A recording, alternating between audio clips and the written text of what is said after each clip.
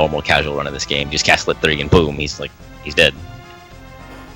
But if you're not lucky, then Lit 3 won't instantly kill Kanao. So fortunately for Roth, Cecil and Yang were able to put out enough auxiliary damage to kill him before he started healing and doing all of his shenanigans. Yeah, luckily Yang decided to behave.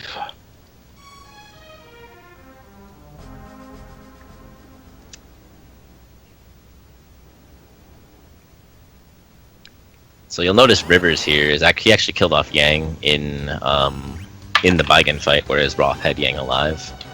And so what I think is going to happen, quote me if you can correct me if I'm wrong, is that Rivers will revive Yang and then he'll be able to skip the wave animation. Yeah. Cecil levels up and gets agility, and then he'll be able to run buffer Cecil's attack before Knazo attacks. JK. And that allows you to get Teller's turn earlier.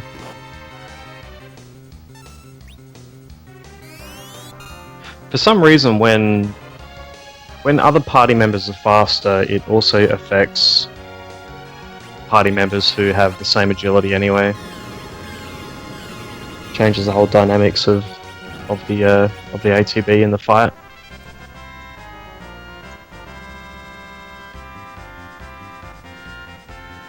So contrary to my musings, Rivers did not do that thing.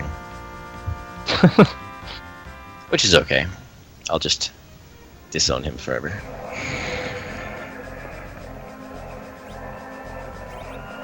Did Rivers have anyone killed in the Mylon and Mylon Z fights? I do not believe so. Nope. It's gonna be Dark Elf Death Time. Yeah. So maybe the ideal thing is to leave Yang dead for both to get more experience. I can see that. Touché. And now we have puwexil going into Knazo. I believe puwexil has Yang alive, but Yang's gonna be a wave sacrifice. Yang! No!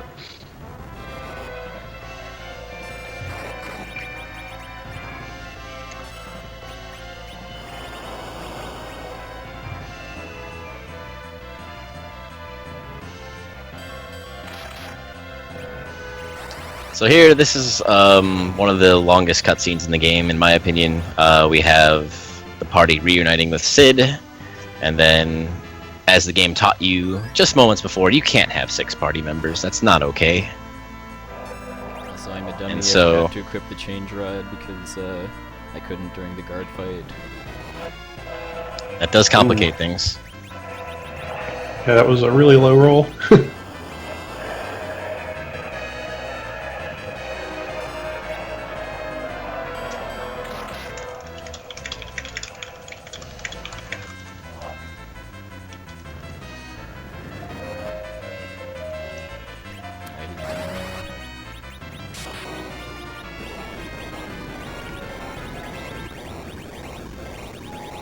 Yeah, so Knazo not really playing nice with anybody.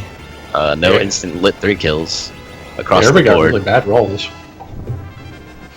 Step it up, Tella. If I'd have gotten that same roll, that still wouldn't have been a 1 round on the first Right. hit. I'm saying nobody broke 4K with a lit 3.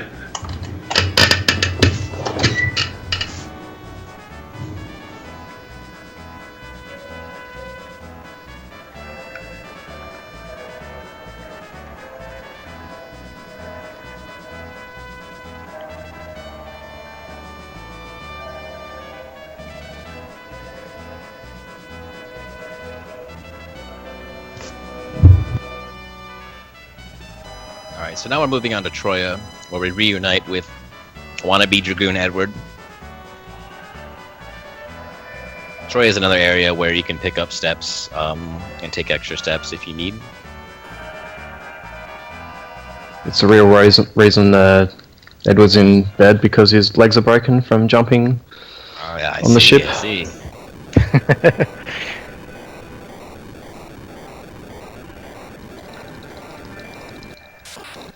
And so you get the twin harp from Edward because he can't get out of bed, he's too tired. You interrupted his nap time. And then you go on into the Dark Elf Cave, and the back attacks in the sewer are bad. The back attacks in the Dark Elf Cave are the worst. Yeah, that's gonna be the worst part of the run for Rivers on his seed. Just 'cause there are a lot of bats on seed 43. He's gonna have a bat time. Near him, please. Get out.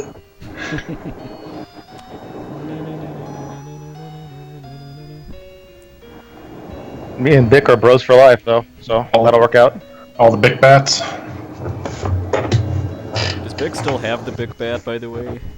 Should we It's a text valid question. text him and get him to smack himself if any of us get trolled too badly?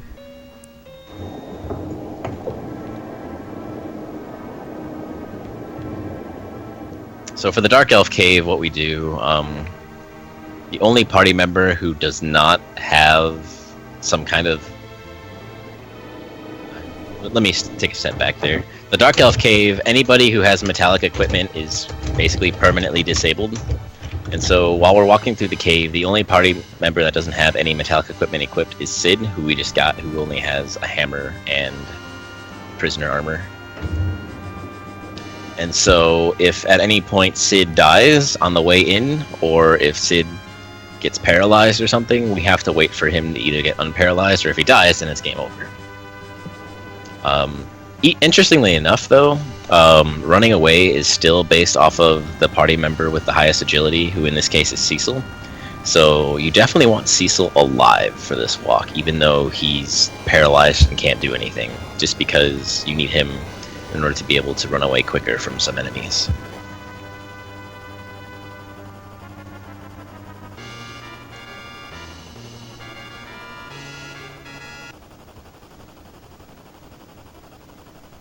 Oh no, Roth! You got him? The They bat got attack- him! Oh yeah. 3 of them. So one of the reasons why the bat back attack is so fabled is because you have to sit there and wait for all the bats to cast a vampire. And then I walked the wrong way. So it looks like I'm resetting to find my grind fight. Unless you can salvage it in Fable or Troya 2 or something. Possibly. I'll see if I can. Yeah, because the main thing that kind of potentially ruins a step route if you get off is if you get encounters in areas that you're not supposed to. If you can kind of luck out and make it without that, then you can often fix it by adjusting the number of extra steps you take.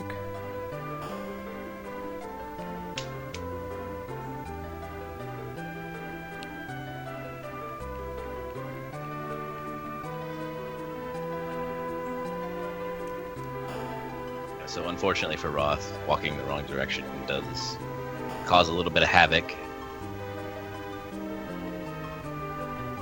in the step route, so...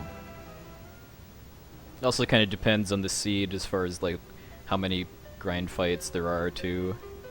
Because if you miss the one you're meant to get, you could potentially get another one as long as you're still relatively in sync. So you'll notice right here, Roth goes at that iron glove we took off Kane in the very beginning gets thrown on Sid for this very reason right here. And then, we fight the Dark Elf with everybody with metallic equipment, and we die. And that's game over. GG, well played. Does sadly And cut out also- one of my favorite bits of text from the game. He attack you!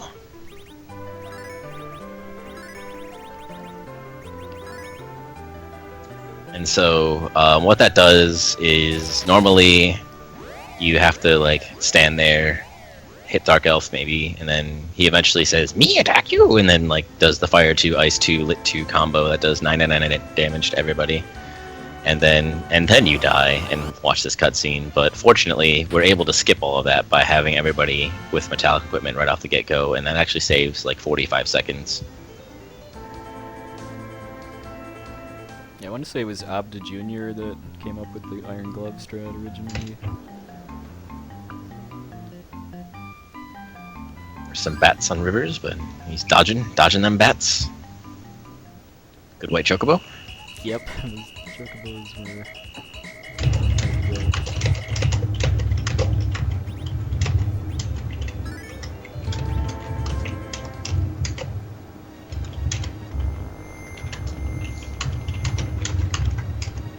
So the way the Dark Elf fight works is we're going to kill Sid off again for the experience gain, and then after doing 2,000 damage to his first form, he transforms into his dragon form, because all elves turn into dragons, didn't you know? And then, for whatever reason, when he does his transformation, he's vulnerable to the spell Weak, and what that does is it reduces an enemy to single-digit hit points, and so that really trivializes the fight when, you know, you can just cast Weak on him and then hit him once and he's dead, as seen on Roth's stream. So Roth getting that extra experience by virtue of having Cecil die. Probably not planned, but not the end of the world.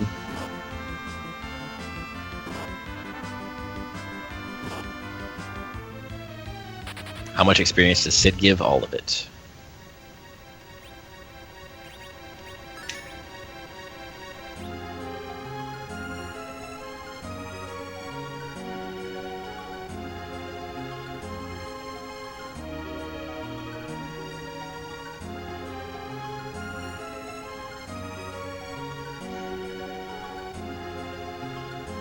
So on Roth's stream, we are headed back to the Black Chocobo Forest, and then Roth's going to grab a yellow Chocobo just to ride it back to Troya. And then, Roth, how is your step route looking?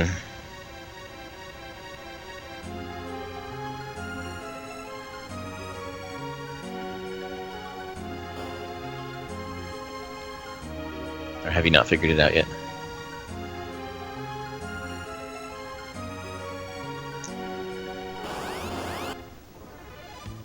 In any case, so Roth may or may not try to recover his step route here. Looking like not. So he might have to reset for the grind fight. We'll see. Rivers with a different formation than what Roth was using. Both are perfectly valid. The formation that Rivers has will save him doing a formation change later.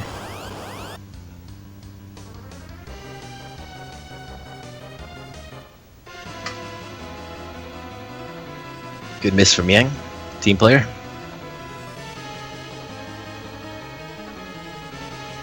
So one thing that you're trying to avoid in the Dark Elf fight is, in his AI script, the turn after he casts Weak on somebody, he'll cast Piggy on somebody, and if Tella is the one that's Piggy, then you have to waste a turn to heal him to be able to cast Weak, and that really causes problems.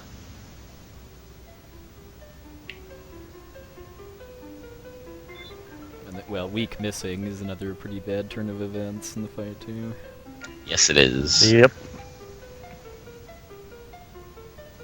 So you notice Rivers there taking the time to kill off Yang in the Dark Elf fight just to make sure that he'll have enough experience to get Kane to level 19. And then we have puwexil starting the fight here, and we also have Roth starting his ascent up the Tower of Zot. And really, just 3 dungeons in a row, the back attacks in all of the dungeons are just absolutely atrocious. In the Tower of Zot, for example, that Centaur Ice Beast can really be a nasty one, because those Ice Beasts can do like 250 damage a shot, and can really ruin your day if you're not fully healed or even moderately damaged. So Roth is going to trigger this treasure chest fight with the Flame Dog. This treasure chest contains a fire sword, and this is going to save a lot of time just based off of the virtue of the fire sword giving Kane more damage against Valvalis, and also it's going to help in the fight with the Calbrina dolls as well as the Golbez fight. For whatever reason, Golbez is vulnerable to fire, and so Kane's going to be doing double damage to Golbez. Couldn't have asked for a better elf fight. Nice, nice. All the way down to Yang getting weaked. Yeah, it's always a good thing when Yang gets weak, 'cause then you can, you know, kill him off super easy. Yeah, he's guaranteed to die to the flame dog then.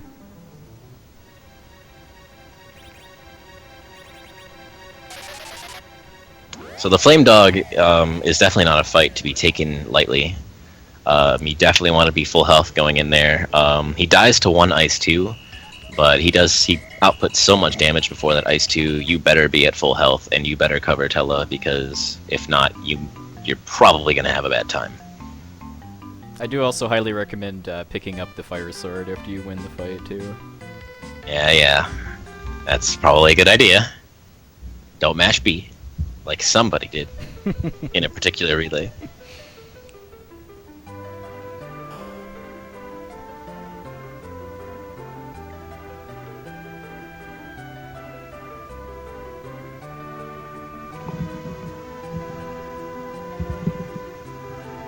So Roth is coming up on the Magus Sisters fight. He's got a couple more steps to go, but he's getting there very shortly, as Rivers is also approaching the Flame Dog fight. You notice Roth, taking it easy, playing it safe by healing Cecil there. One wrong back attack, like I mentioned, those Ice Beasts, and, it could all be over. Roth really not getting the encounters you want to see. 2 Swordmen, for whatever reason, or not whatever reason, but they outspeed Cecil, and therefore they get their turns in before you're able to do anything. So it's really unfortunate when you run into those, just a time waster.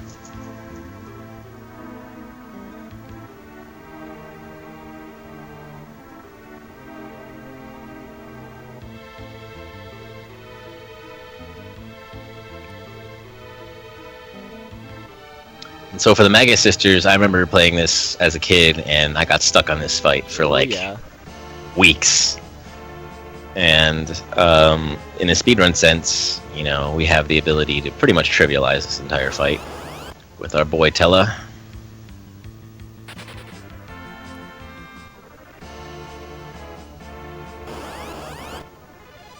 And with all the dialogue happening in this fight, it's actually a great time to do a lot of inventory manipulation and management. Try and move down the items you don't want, move up the items you do want, stash everything at the bottom, that kind of thing. You'll notice Roth doing that now. Because the Magus Sisters have all kinds of dialogue and Simply love the Tower of Zot. Simply love it.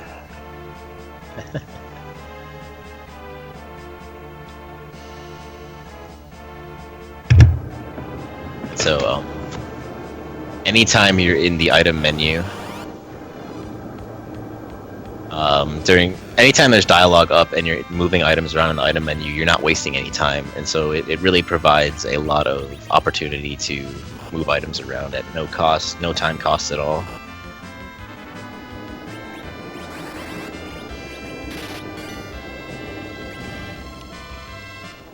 So you may have heard Rivers exclaim that he loves the Tower of Zots, and the Ice Beasts explained why.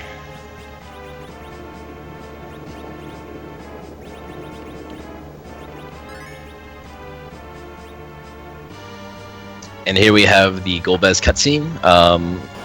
This cutscene happens, about halfway through the run. It's actually a really great point, if you need to take a break, grab a drink or something, or use the bathroom. You actually have enough time to do that here. So, from an RPG speedrun standpoint, there's a lot of games don't give you that option, so it's actually really nice. But you gotta be fast, obviously. Speedrun your break while you're speedrunning the game. Of course. There's no other way.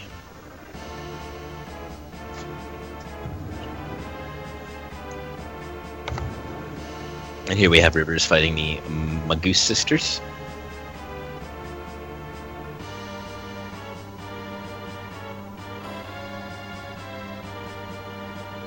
Again, this fight is very trivialized in the speedrun. Good old Medio.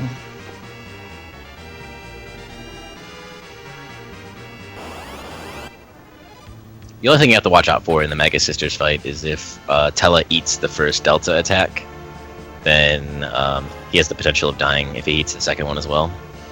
And for example, it was a very good thing Rivers healed right there, because Tella would have been absolutely destroyed. That was a By that second one. rockin' tower is that for mine. Even got to hear the second phrase of the music at one point. Wow, that doesn't happen very often.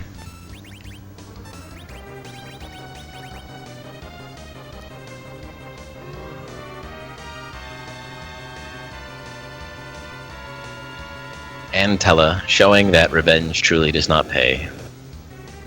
Especially when you don't kill the guy.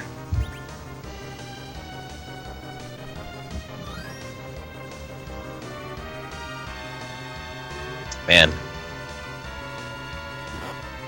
All three runners didn't get lit 3 on Kane. Also, all three runners, Mega Sisters, hit Tella first. It's been an FF4 kind of day. Mm-hmm.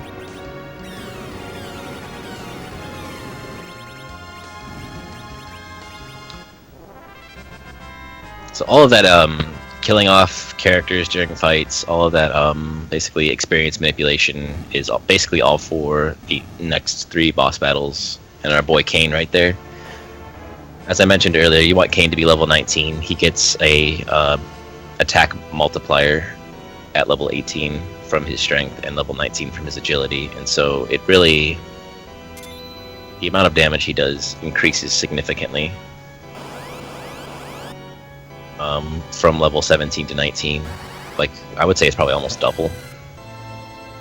So it's very important from a speedrun standpoint to get those levels in and get Kane to that level.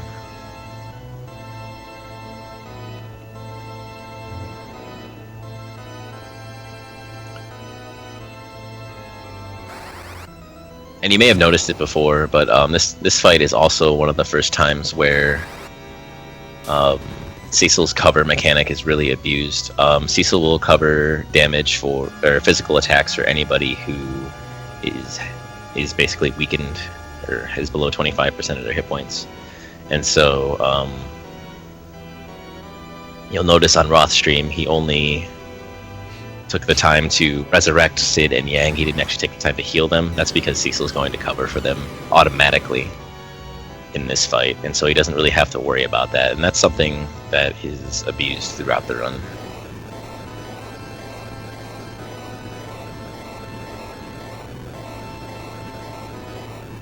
So in an ideal Valvolus fight, you'll only ever see Weak Ray once, and all other tornado forms she turns into will be immediately dispersed by Kane's jump, with proper timing, ideally. And not necessarily saying it's going to happen, because these fights are known to go awry in different scenarios. But the runners know the specific turn order and specific ATB where they can very easily prevent Valvolus from getting those turns off. Looks like Roth had a pretty good first damage roll. So I might expect him to go for the Valvolus quick kill. There's a point in this fight where after the second tornado, you can either, on Kane's turn, right before she's going to turn into the third tornado, you can either fight or jump, depending on how much damage you've done. And you might kill her if you've done enough damage, but you might not, and then you have to sit through a tornado, which is super annoying. So we'll see what Roth decides to do. I think it's probably going to be primarily based off of the damage of this jump right here. Yeah, he's going to go for it after that one. Holy cow. That was really good.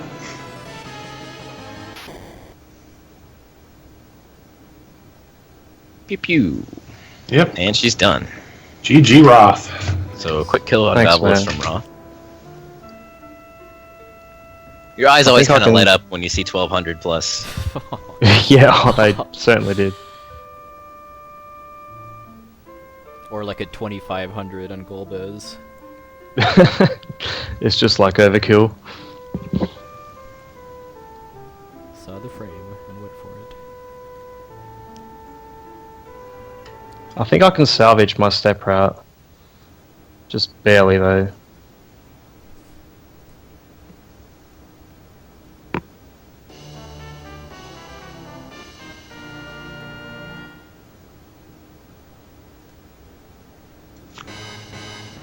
So watching Rivers fight now, not as good damage on the first jump, but not everybody can be the Roth. See the frames.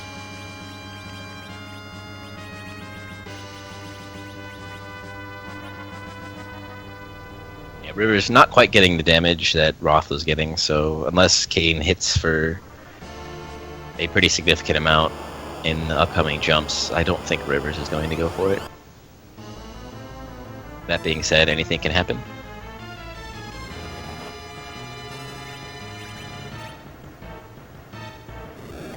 Ooh, looks like Rivers. Valveless got her tornado a little bit early for Rivers. Fortunately, not going to be the end of the world. Just has to sit through a weak ray. Yeah, no luck on the damage rolls for Rivers. Puwexil getting a little bit. Does Yang have Rivers? How many hit points? Yeah, so does he have 480 or 540? 430. 30. So he's probably not fast enough. That would make sense. I think he gains another agility when he gets 540 hit points. And so on Puwexil's screen, he got a little bit unlucky. In the first week, went ahead and went on to Cecil, and so he has to take the time to cure 2. He'll probably have to cure 2 again at some point, just because Cecil's covering for so much damage in this fight. Not the end of the world, as long as you're prepared for it. It's definitely one of those things you always have to be watchful of. It's funny if you cover Rosa in the fight and Kane gets weakened, then you're basically taking all the damage. So you can just imagine Cecil just running around in front of the party, throwing daggers and guarding people. Bit unlucky for Puwexil as Rosa got sniped. Not much you can do there. She had just enough hit points to not be weak, but low enough to where Valveless can ruin the day.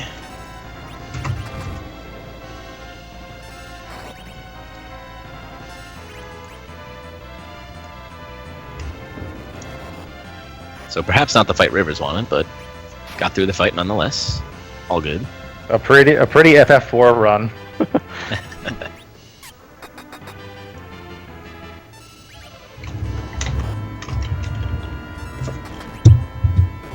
Alright, mine was pretty rough too. Because of just RNG. Yeah, Rosa getting sniped like that was not ideal, for sure. PB attempt, I wouldn't have bothered rezzing her, but I don't want to take any chances with Berserk in the race.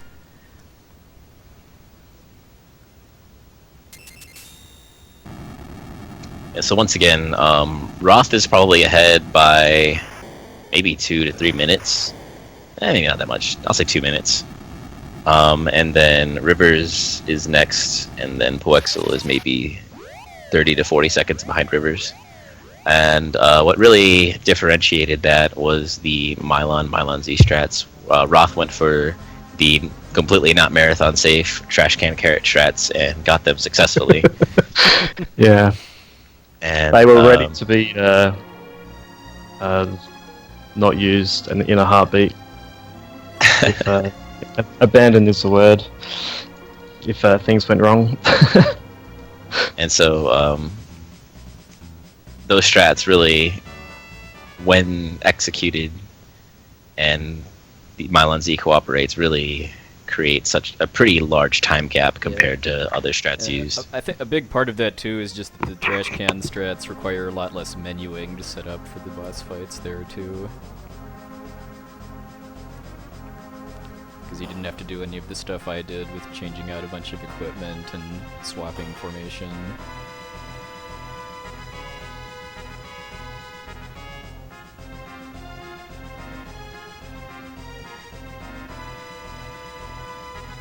Alright, so coming up here on Roth Stream, we have the Kalbrenna dolls, or Kalkabrenna, depending on who you ask. And one thing I never knew until I started speedrunning this game, is that if you kill both types of dolls at the same time or like within a couple of turns of each other, and that's like player turns, not enemy turns, then you can skip them transforming entirely, which is super cool, and really makes the fight so much easier. So this is still a very stressful fight in the speedrun because you have to balance damage across all of the dolls and ensure that you're not going to kill one type faster than the other. It's a lot easier than it was a couple years ago, though. Strats have been refined a lot. They sure have. I know when I first started speedrunning this, I had so many runs just get to the dolls and I would just screw up and it would just be over. Definitely my mortal enemy for a while. And so ideally in this fight, you want to kill off the orange dolls as fast as possible. The orange dolls all have 300 hit points, and then the blue dolls have 1,000 hit points. So the damage balance across the board is a bit wonky because you have to really kind of gauge how much damage you're doing and be careful of not doing too much. And then the orange dolls, when they attack, they do a significant amount more damage than the blue dolls. So Roth having bad damage rolls from Kane's jumps, he's going to have to get a little creative here with how he handles this fight. Especially with Cecil with low HP.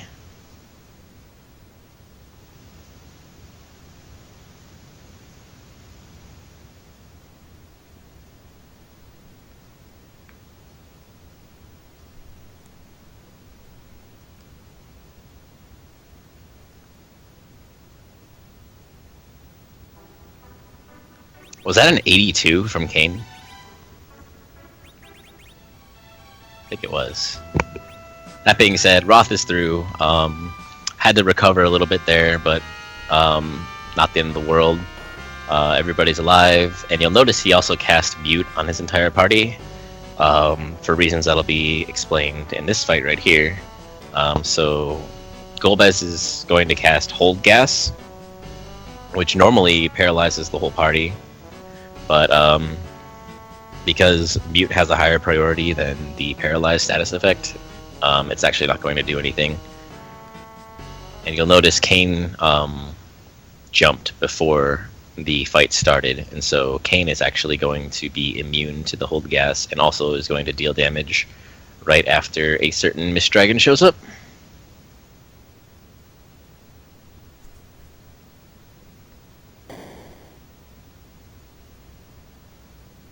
And once again, this is another great fight to move items around, as you'll see on Roth's stream.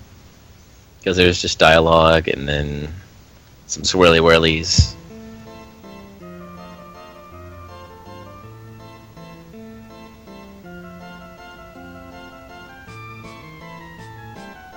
So Golbez has 3,000 hit points. Rydia can do anywhere from like 650 to 900.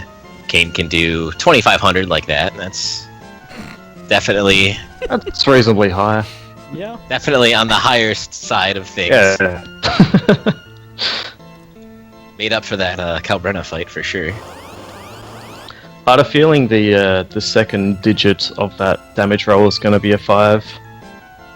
I did not know the first one was going to be a 2. I can see that.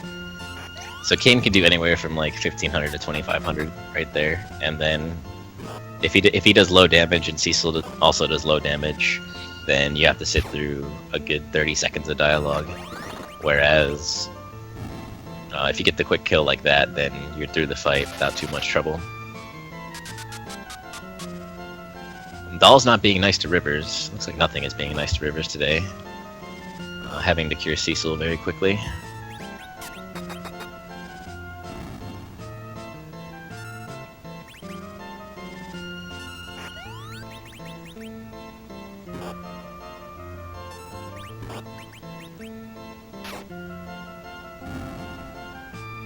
Definitely having to take it a little bit easy. 1,300 from Kate on puwexil side. It's a first.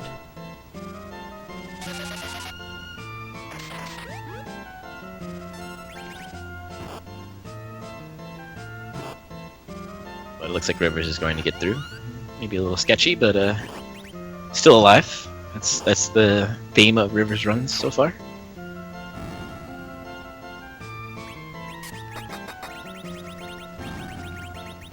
And puwexil also threw the Calbrenadol, Good so fight.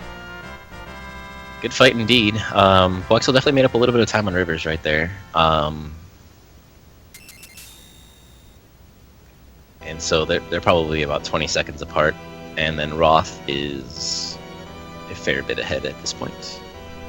And now for the part of the game that I haven't seen in like 6 months. So this is the point in the game where in an any percent run, you would go up and down the stairs 63 times and then end the game, basically. But because this is no stairs glitch or no 64 glitch, no 64 floor glitch, the game continues on from here. And so you'll notice Roth went up to grab the Strength Ring, which is a significant damage boost for whoever has that. And then he also grabbed Rune Armlets, which provide a magic boost.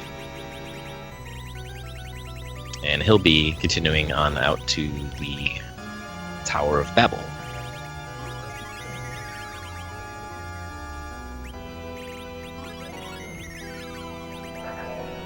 Alright, let's see what kind of damage rolls Rivers gets here. 656 from Rydia, absolute lowest, basically. 1500 from Kane, absolute lowest. Great job, FF4. Great job, FF4. Oh, Rivers. Ouch. So 930 from the Mist Dragon on for puwexil, and then 2100 is an instant kill. And so you'll see why getting the quick kill right here is so important, because Rivers is still in dialogue and the fight is over for puwexil. So, bummer. Rivers just eating all of the FF4, Yeah, this is a soaking up all pretty that. aggravating part of the run, just because RNG plays such a big role in these two boss fights here, just based on how much damage your characters output in certain turns. Even if actually just winning the fights at all is pretty safe.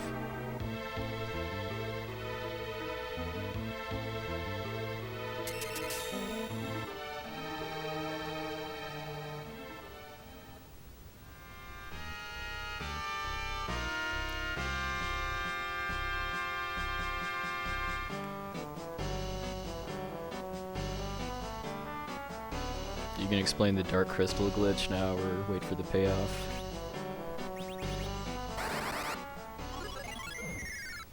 I can explain it now. Kind of forgot about it, being completely honest. So you'll notice there was just a whole cutscene where Golbez's creepy hand took the crystal, even though you defeated him, and then you're like, oh darn, he took the crystal. But if you cast Warp right here, it actually puts you back in the crystal room, and then for whatever reason, the crystal is still there. And so you can just pick it up, and that's it. You have the crystal now. And so what that does is it lets you skip the entirety of the sealed cave, which is a very, very welcome skip in a speedrun, because that place is nasty. Definitely a very large time save. And so you'll notice as Roth climbs the Tower of Babel, he picked up a cat claw on the way, and a cat claw is an item that gives 5 agility. And so what Roth is going to do is he's going to take advantage of the item duplication glitch and create a stack of 255 of those. And then when we finally get Edge into the party, we'll throw 2 cat claws on Edge, because Edge can wear claws. That's kind of a thing that's a little bit unknown, because he's a ninja. You always think of him with his little swords and doing double attacks and stuff, but he can actually wear claws. And so Edge has high innate agility already, and so stacking cat claws on top of that actually lets you boost Edge's agility high enough to where he can run away from the majority of back attacks and surprise attacks in the game before enemies will get an attack, and it really trivializes some of the more difficult parts of the end game, because Edge can just simply run away. Yeah, before that was a thing, just wiping to a random encounter on the moon was a possibility. It's still a possibility, just Red more Worms, unlikely. but, yeah.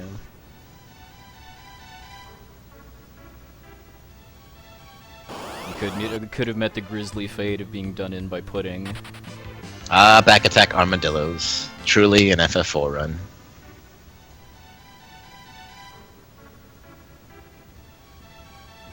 And so Roth has made it up to the top of Babel for now, and he's going to be fighting Dr. Lugay, or Dr. Luggage, and Balneb. And so it's kind of in the same vein of the Calrena fight. If one of either Dr. Lugay or Balneb dies, and the other one gets a turn, something happens. If Lugay dies and then Balnab gets a turn, he'll explode and do damage based off of his remaining hit points, and that usually kills somebody. Or if Balnab dies and Lugay is still alive, he'll take control of Balnab, do a ton of damage in like 2 or 3 turns, and then he'll explode. So both scenarios are very, very bad. So ideally here, it's going to be paced out so that Lugay and Balnab die within a couple of turns of each other. I have a ton of chimeras ideally. in my seed, so I'm grabbing a safety save before going in.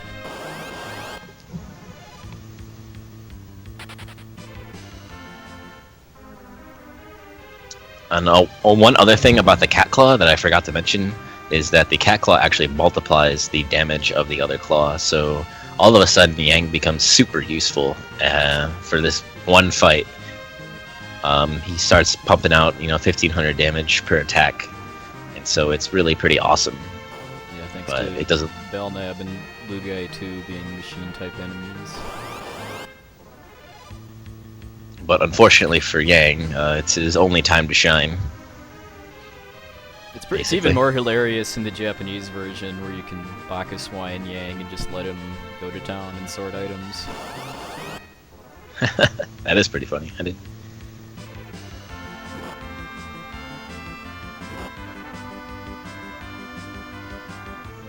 So one thing you need to watch out for in this fight also is if Balnab decides to hit Rydia or Rosa with a bad damage roll, they can just die. Alright, so looks like a good fight from Roth for phase 1 here. Killed Balnab and Lugay within 2 turns of each other. Definitely what you ideally want to do. And then for the second form of Dr. Lugay, he turns into this undead looking machine thing. He poisons the party and then has 2 attacks. One is a laser beam that does a minor amount of damage, and then the other one is a super laser beam that basically one-hit kills anybody but Cecil if you're lucky. And then Lugay will also counter every attack with sleep gas. But fortunately, because he poisons everybody in the very beginning of the fight, everybody is basically immune to sleep gas until he decides to heal everybody, which I don't really know why that's even in the AI script, but it is. Nice guy, Dr. I Lugay. assumed it's there just because of the sleep gas thing, so it'll actually potentially do something.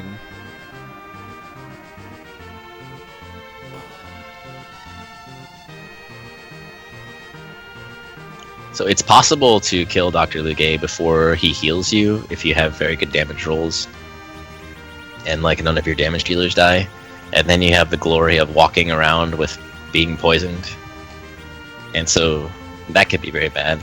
And then Dr. Lugay's laser attack that does a ton of damage is based off his remaining hit points, and so you'll notice the second laser that Roth took only did 300 to Cecil. It's because Lugay is getting beat up pretty bad here, and he's dead.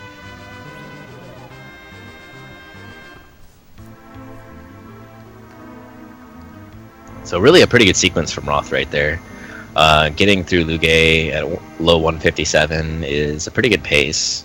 Probably not record pace, but definitely up there. Probably I remember for a time. sub 310 pace at least. Yeah, for a time, I remember when I was running this game, getting beneath 2 hours and finishing the Lugay fights was like, wow, I'm going really fast. And so for Roth to be through at 157 is pretty darn good.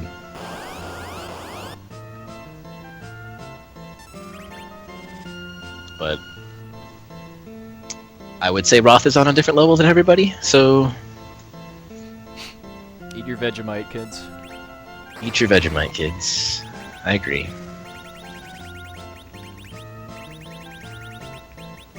So So you'll actually notice minor formation differences between Roth and then what Rivers and puwexil are doing. Roth took the time to put Yang in the middle slot, whereas puwexil and Rivers both have Kane in the middle slot. That's just, I guess, preference, because that's probably... I don't know if you guys use different formations for Ruby. I don't know if you put Rydia in the middle or not. I do not for Drain Spear Rod. Okay. So, there's a lot of different... Leave Rydia in 2. Ooh, Kane got bopped. That's really unfortunate, actually.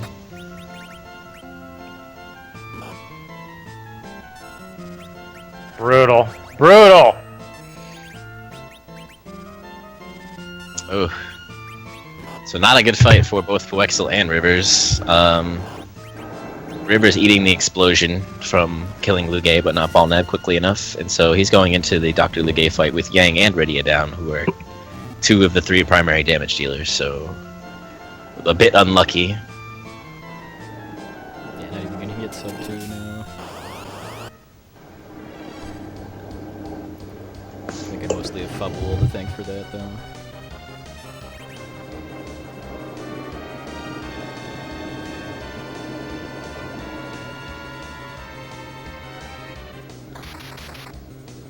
So Rivers definitely has some reviving and recovering to do. Fortunately for puwexil, everybody is alive for now. So Hey, Marlon,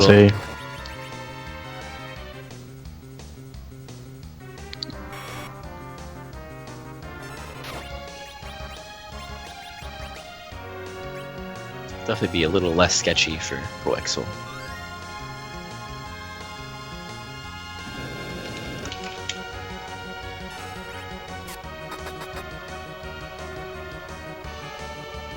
But it looks like Rivers is recovering nicely, able to pick up everybody and start to get damage in, despite Lugay putting people to sleep because he's a jerk. There's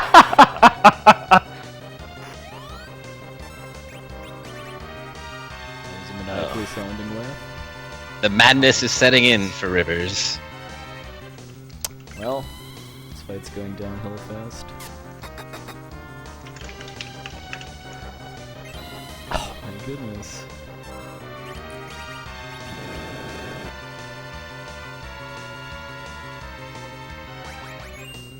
Ooh, wow, yeah. That's really unfortunate. Rivers able to recover, eke his way through the Lugay fight. puwexil getting some help from Lugay himself with the heals. Gotta get rid of that sleepiness. But yeah, ouch. 2 people asleep, Yang dead. Never a good thing. 5. Yeah. Just adding insult to injury there, or maybe that was probably tickling Yang more than anything else. Yeah, the super laser beam doesn't do too much damage when he doesn't have any hit points left. That's for sure.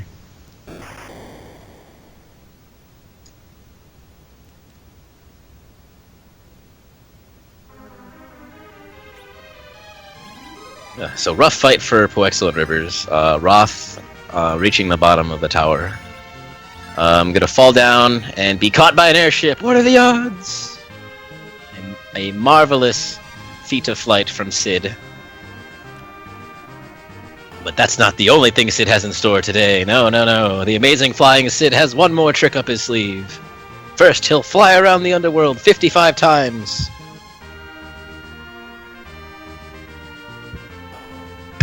With a zigzagging Red Wing for some reason. Yeah, that should probably get pulled over. Yeah, it's like, are you flying drunk there, guy? You're like swerving all over the place. Are you under the influence of Bacchus wine by chance? And so here, Sid decides, you know, I haven't done enough yet. I'm going to jump off the side of the ship and detonate these bombs I have with me. I'm not going to, you know, light them and throw them overboard. That would be too easy. I have to make sure they go off. I have to jump and blow myself up. Goodbye, myself 086.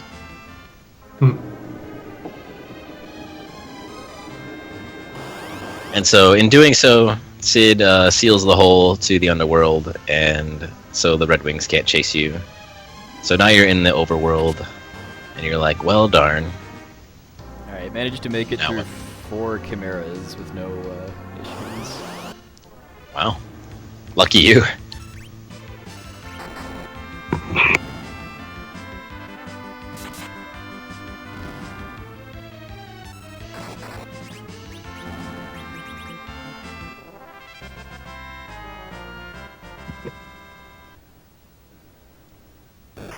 So here on Rothstream, we have the first of many airship cutscenes, where they're modifying the airship to be able to carry the hovercraft. And River is showing why back attack chimeras are very, very bad. River is showing why many things in this game are very, very bad. Thanks for being the scapegoat, Rivers. You are a gentleman and a scholar. Oh my god. That Chimera, though.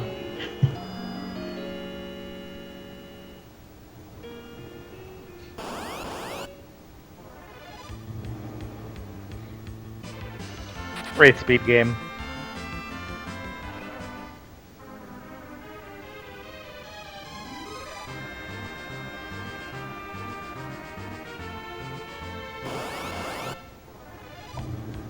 I mean, as much as we're griping about little things like this, I mean, we're only talking, for the most part, like a couple minutes of variation over the course of a over 3-hour run. I mean, it's only when we're kind of gunning for sub 310s or stuff like that just getting bad boss patterns or stuff like that really matters. The ye old back attack egg, gotta love it. The GGE. GGE. And so, next on the docket for boss battles, now that Yang is gone, is to get the Drain Spear. There's really 2 separate main routes for this category. One is to get Excalibur, and the other one is to get Drain Spear. Getting Excalibur takes a very long time, but it makes the end fights much more This is where I trivial. heart seed 46. In addition to being hilarious that an egg can sneak up behind you and attack you, it's also a freebie too, because they don't do anything unless you attack them. Certainly better than getting back attacked by a Chimera. And so here we have Roth entering the Drain Spear fight. This fight ideally ends to 1 Titan from Rydia. There are a number of things that could potentially go wrong. But looks like Roth, with Rydia already weakened, Cecil will automatically cover. He doesn't really have to worry about anything. One thing that could go wrong too is Rydia not having enough MP for Titan, which I almost forgot about because of having to do double Titan on Luge 1. Yep. Yeah, so that could be a really sketchy fight if you forget about something, as puwexil said, or if you just aren't prepared, then it could go really poorly.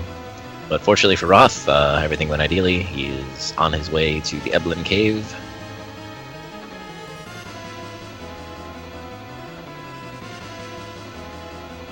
Yet another cave where our friends, the bats, return. In greater numbers. Well, I think you get a 6-pack as a rare encounter in the Dark Elves Cave, along with the Vamp Girl. You can. So this is, I believe, the last weapon/armor shopping that we do in the game. There's one more shop later where we, buy some elixirs and stuff, but that's on the moon. So here, Roth's going to pick up an Ice Brand and a Blizzard Spear, both of which are obviously Ice Elemental and definitely help the damage against Rubicante, who is the next major boss.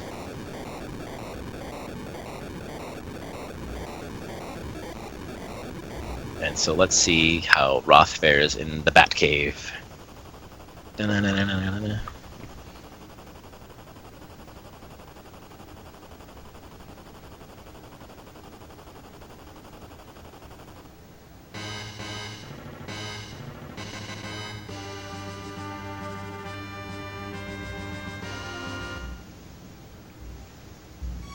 I have to hesitate a And little bit before entering Baron Castle there to avoid a clipping glitch. That's always fun. Oh, I'm gonna walk straight up. Oh, I'm in the castle now. Except I'm not. And so once the runner gets to edge, Roth taking some extra steps in the save room. Actually, that's neat. Once a runner gets to edge in the no 64 route, it's kind of almost like a sigh of relief because you have edge, you can put the cat claws on him, and you can start running from all of these back attacks that are probably going to plague you. So Roth making it to edge, and another great quote from this game about to come up right here. Was it flame? Was it flame? I will show you how.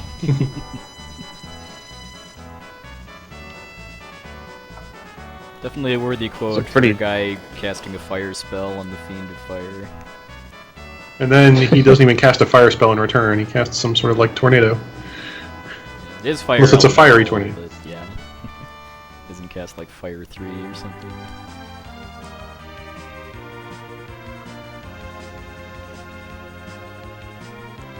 And so River's about to start the Drain Spear fight here. I think unintentionally taking an extra step there. Definitely got to do some healing thanks to the glory of Chimera back attacks.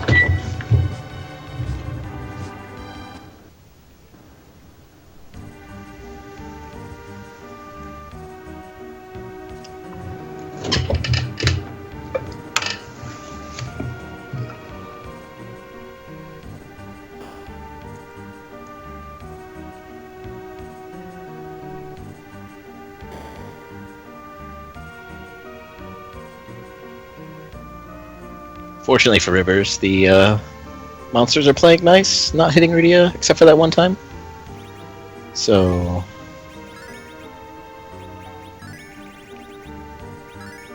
thankfully able to get through without too much trouble there.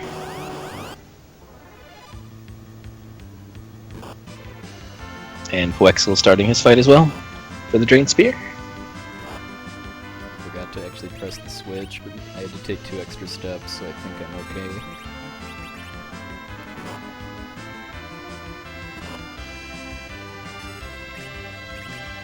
And depending on where they were, that might not even count towards the counter.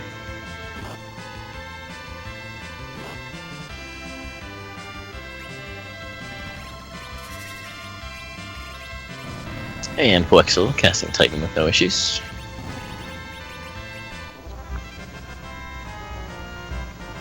So, each runner not dying to Drain Spear fight, always a plus. Yeah, just hold on, I'm just trying to think about this.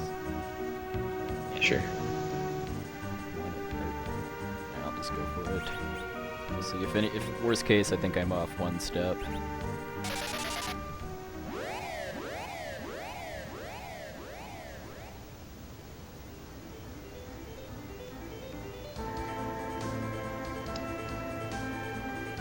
So Rivers walking through the Cave of Eblin, while on his way.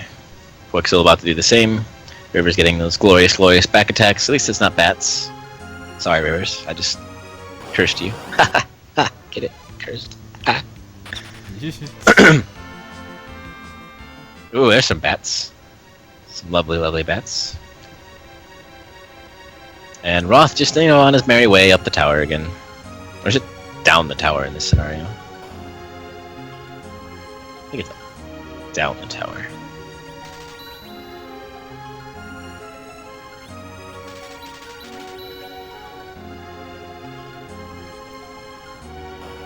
So coming up, we have a fight with the final of the 4 elemental fiends, Rubicante.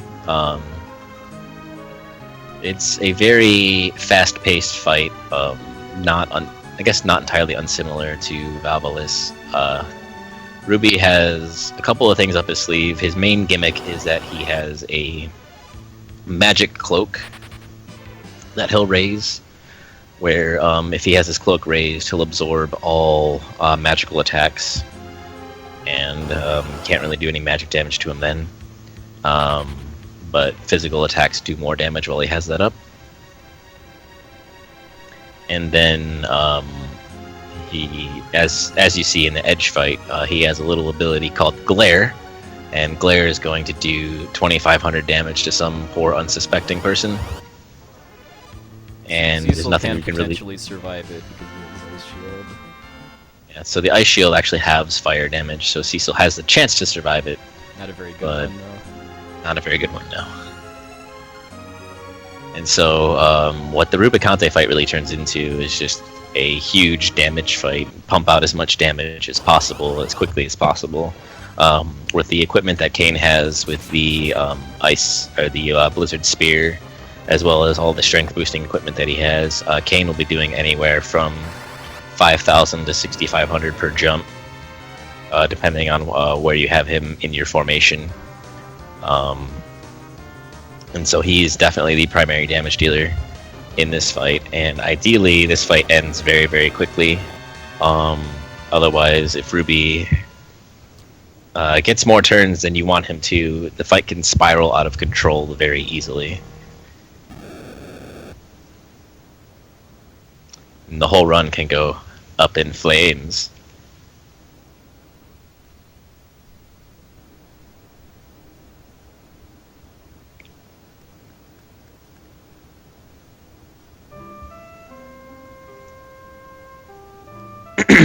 Anyway, so prior to the Rubicante fight, as you see Roth doing now, you encounter the King and Queen of Eblin. Edge is the Prince of Eblin, and Dr. Luge has turned them into monsters, and it's a sad, very sad scene where Edge has to deal with his parents committing suicide right in front of him because they're monsters. Very sad.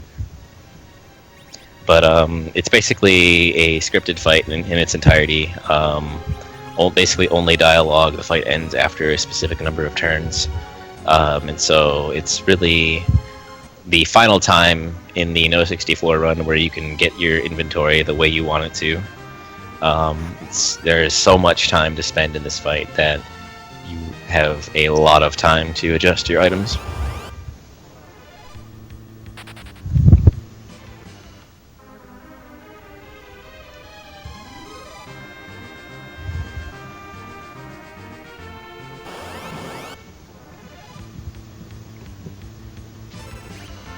And so here we go on Roth's stream.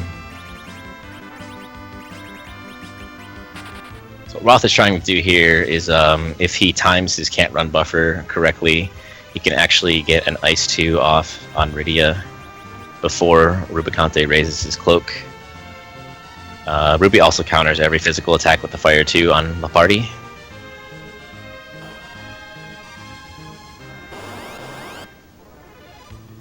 And really this is the first fight where the party starts dealing an insane amount of damage. Rydia taking the glare is not the worst thing in the world. Again, the primary damage dealer in this fight is Kane, with Edge as a secondary because he has infinity Drain Spears to throw now that they're duped. So Edge is dealing a pretty significant amount of damage. Kane should be dealing a lot of damage. Actually, a really crappy damage roll from Kane right there. But Roth able to pretty much steamroll Rubicante there. Yeah, that was really good. For Cecil to do 1400 and not get the suicide message too. Yeah, so one thing in this fight is if you physical attack Ruby and he ends, and that attack puts him at like, I think it's either less than 10% or less than 5%. He has a whole bunch of dialogue that he goes through and then he dies. I think when he has 1,000 hit points or left, or less left. Same with Just watch my screen, you'll find it. Poor Rivers.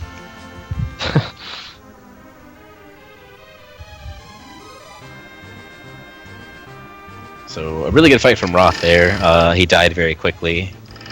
Rydia being dead, I think she has enough experience to not affect the turn order for the grind fight, but I'm not 100% sure on that.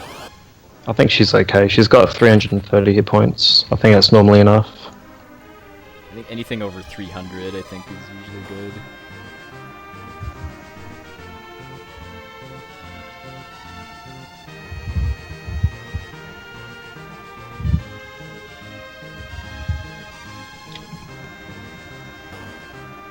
So Rivers helping the king and queen pass through this mortal coil here. and puwexil not far behind. Roth falling into the dark world, because apparently you can fall entirely through an entire, portion of the earth and live. Bounce off the ground. No, I'm okay.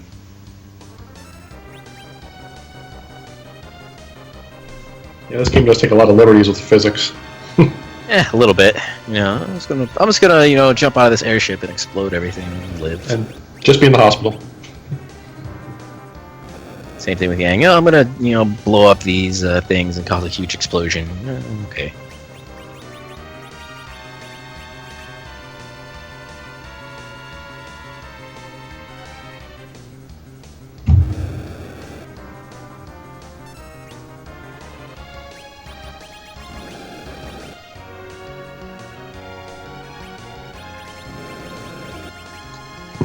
So, after stealing an airship from the bad guys, we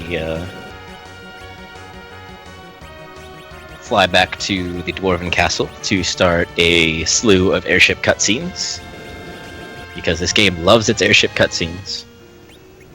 And normally, these cutscenes would be separated by the sealed cave, but thankfully, we have no plans on entering the sealed cave at all.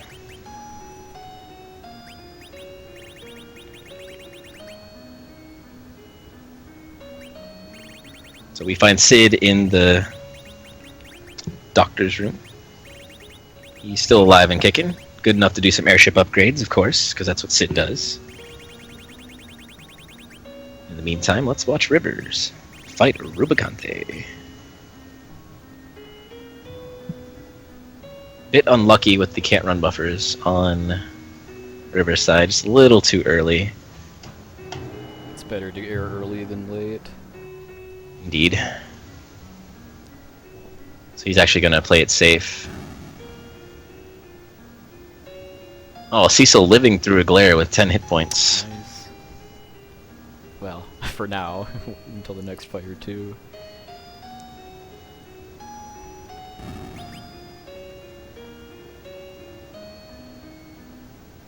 Good old Cecil. Stab him, Ruby, kill himself. Blah.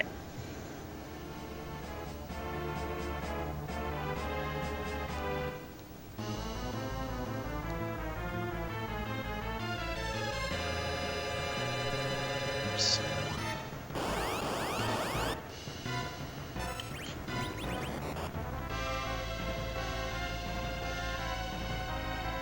And Ruby is down for Rivers. Cecil remains dead. I don't think that's going to affect anything. I don't really recall Cecil needing experience for the grind fight. And puwexil also fighting Ruby here.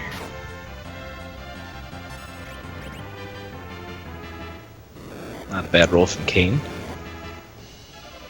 Oh, bummer.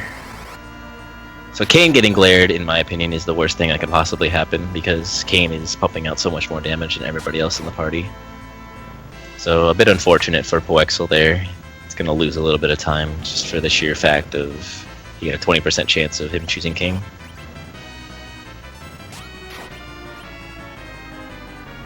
Ooh, Rosa's down too.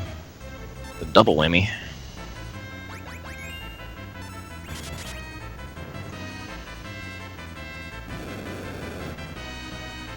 Definitely not what you want to see if you're puwexil.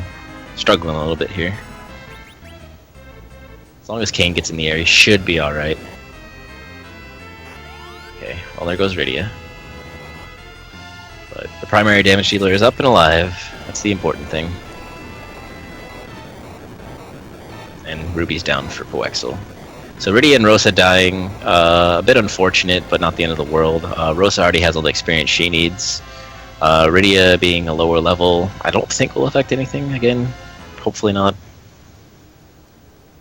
Yeah, I've only really had it matter in the Excalibur route if she's dead for Ruby, because of the grind fight experience.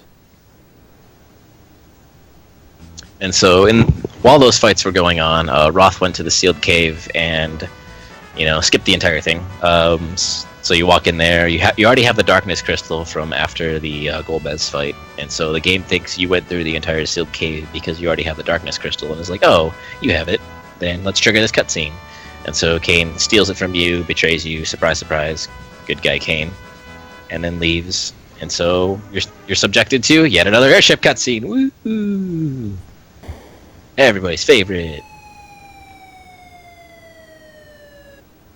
And now I've got to somehow manage to take 70 extra steps in the Naming Way cave. Ooh.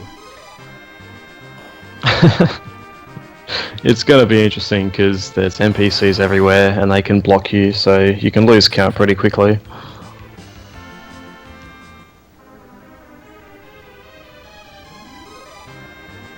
Yeah, I lost a step somewhere along the later Ruby camp, so I'm off.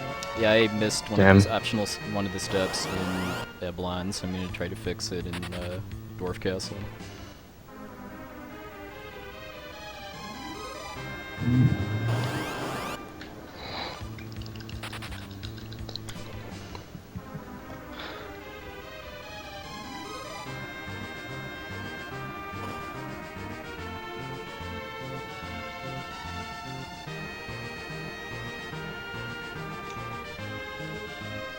So here, unlike in my PB, I'm going to decide, hey, let's unequip the strength ring from Kane so we can use it later.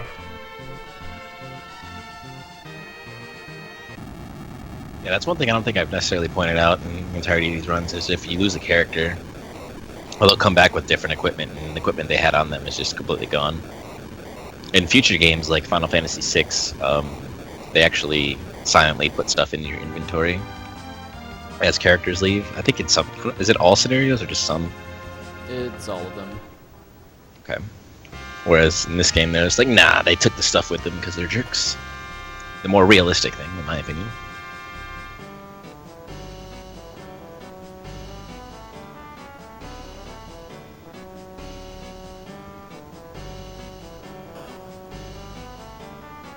And so here we have the glorious legend. You've seen it once, you'll see it again.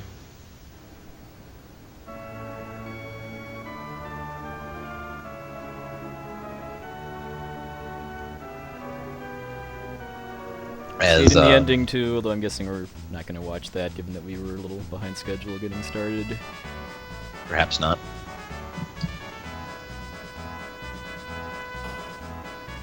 So, Roth, I don't suppose you have your splits open. He probably doesn't have Skype open anymore either. Currently 35 seconds ahead of my splits. Yeah. Let's let Roth do his thing. We'll just continue with But, the little race for second and third. I have to make a second detour to the Naming Way cave to fix my step route, so I'm going to lose all that time. But who knows? It's going to be very difficult to want to safety save if the next 3 segments go good. I don't blame you. I would just go for it. Yeah. It'll be interesting. I don't suppose there have been any like PBs or records set during this marathon yet. I'm Not sure about that one. More of a feasible question. If not, let's do it. I think it's a good time to start. 'Cause I'm not PBing in this race. Was it world record? Roth will show you how. There's still a lot of game left, so it's fun to get excited about it, but there's no true excitement until Yeah. Zero Miss is dying. Yep. Because there's still the threat of the 2400 plus. 2400 plus, ye old grind fight, you know, all that fun Cecil stuff. Nuke.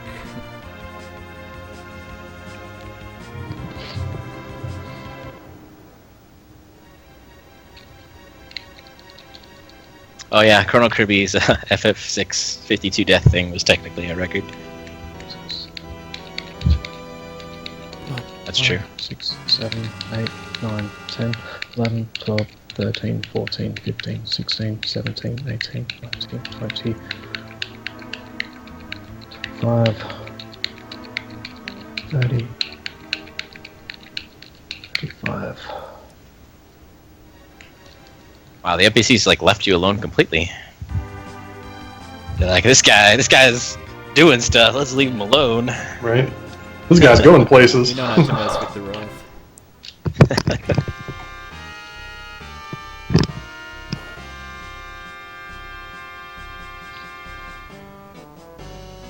So yeah, so maintaining a step route and not, even though movement in this game is not necessarily as fast as other RPGs, definitely maintaining a step route where you make 0 mistakes is very difficult to do over the course of a 3-hour run.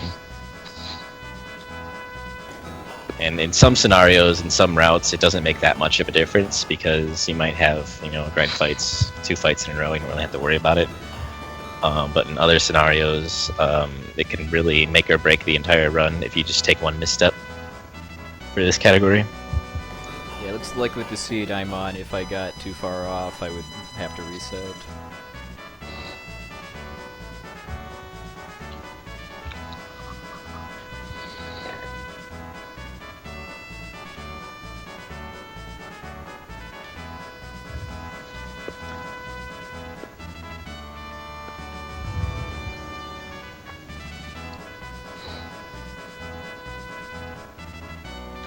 So once again, the cat claws on edge definitely helping with all of the encounters on the moon. The rate at which you get surprise and back attacks on the moon, especially with the current levels of the party, is substantially high. And so having edge with cat claws really reduces the amount of time wasted and really the danger of everything.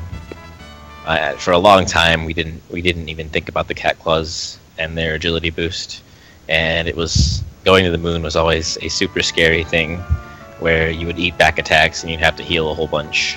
But now it's definitely a lot easier than it used to be. If I'm reading this right, too, it should actually not impact my step route at all to save before the grind fight. That's nice. 'Cause I have 12 extra steps in the line. And I think I'm going to get all 4 of my encounters in the passage before it matters. Shoutouts to Elmagus and Dusler, who actually we used to do strats with Rydia and Rosa, and that was back when the world record I think was like in the 330s. And Magus and Dusler basically went through every single boss and found just a ridiculous amount of optimizations, including I think the edge route.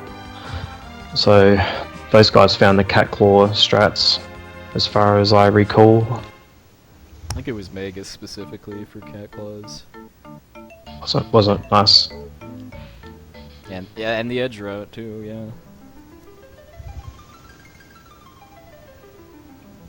Yeah, the debut of the edge route is what got me speedrunning overall, because I was watching like Magus, Crumbs 2, who else was running back then? Obda.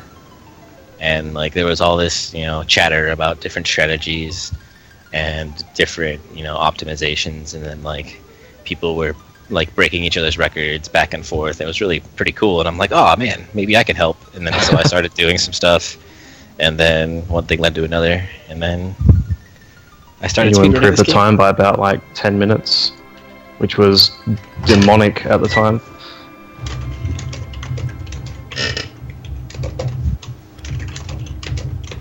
So this game has really evolved from what it was a couple of years ago. Obviously we have the Australian sensation Roth with the 307, whereas 2 years ago the top time was like a 330.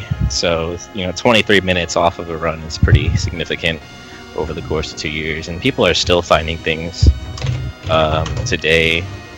Perhaps not with no 64 so much, but just in the past month, there's myself 086 has found the 80% credit warp, which reduces the. I know he's still working on making time. back attack manipulation a thing for real time. Yeah, so there's definitely a lot of work still being done in this game, and on one hand, it's like reaching a point of where do you really want to dedicate yourself to learning so much about the game that you go through all of these steps, and on the other hand, it's like it's so super cool that you're able to figure out all this stuff and optimize this game so much to a point of where it's just crazy.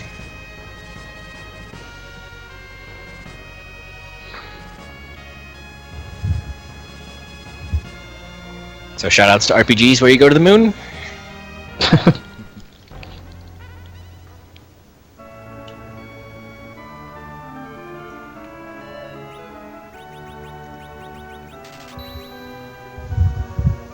I think I may be able to safety save as well. Why would you do that? Because I'm about to have to waste about 80 steps to find another encounter. If you're gonna take 80 steps, would it be faster to reset? Who knows? I have my guide fight. It's all that matters.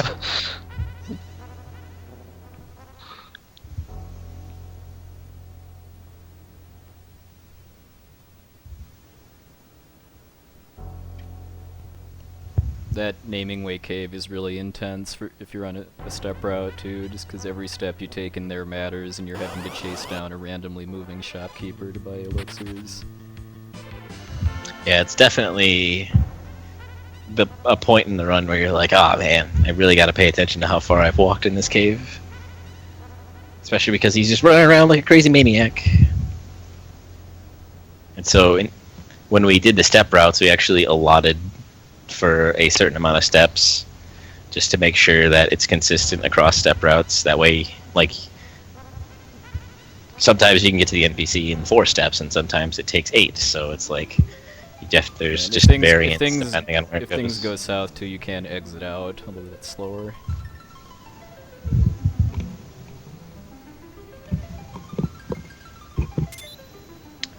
And so all of the members now have Crazy Puddle Hair Moon Man.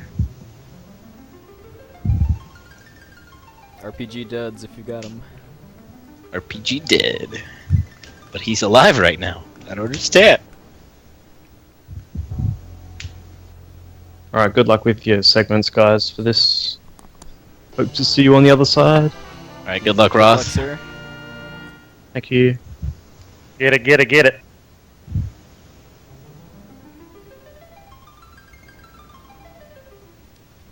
So River's about to start the giant cutscene. Roth has just entered the giant.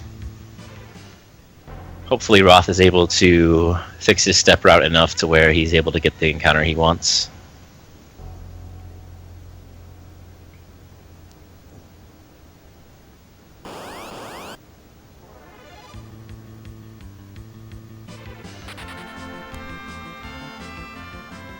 And just more of the same from the other runners. Just getting through the moon. Hunting down that Naming Way NPC. Buying those elixirs with all that money we scammed from this. Yeah, the step Maybe route, it's okay. the seed you're on also determines what order you do your 2 tasks on the moon too. Yeah, that's true. Sometimes it's better to go before, sometimes it's better to go after, depending on which seed you have. Maybe the people of Mist will be happy knowing that their money went towards saving the world. Maybe not. You did burn down their village.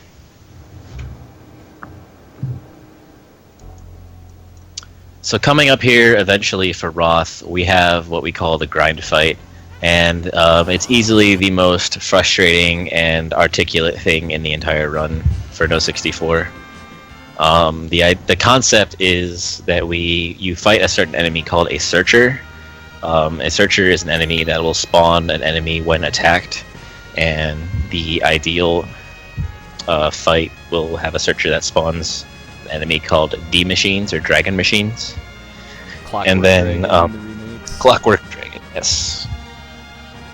And so what happens in this fight is we basically set up a perfect cycle of where Fusoya will cast Weak on the Clockwork Dragon.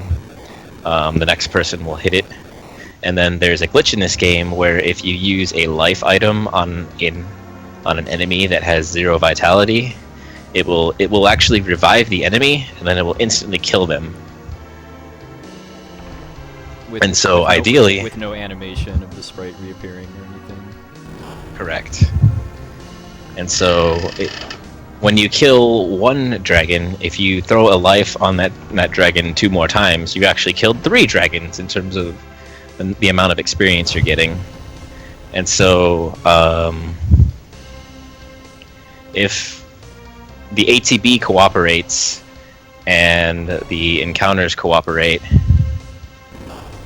and the turn order and Rydia cooperates and everything goes perfectly, you can get through the grind fight very, very quickly and get Edge all the levels he needs for the rest of the game.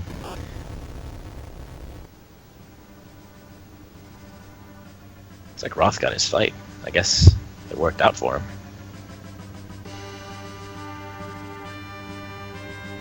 Alright, so looking good for Roth.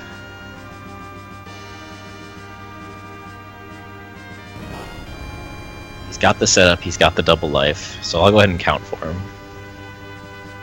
So there's 3 kills. I think Roth's going to be going for 15 total.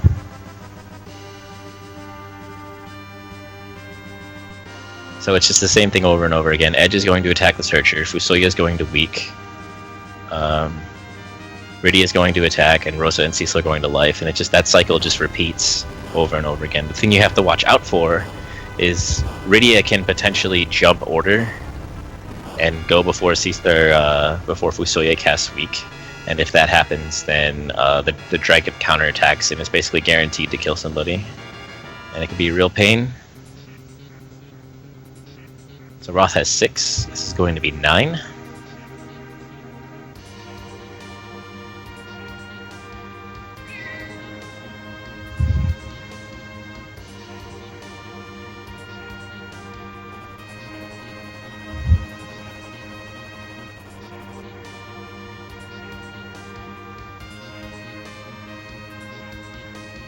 Alright, 12 for Roth.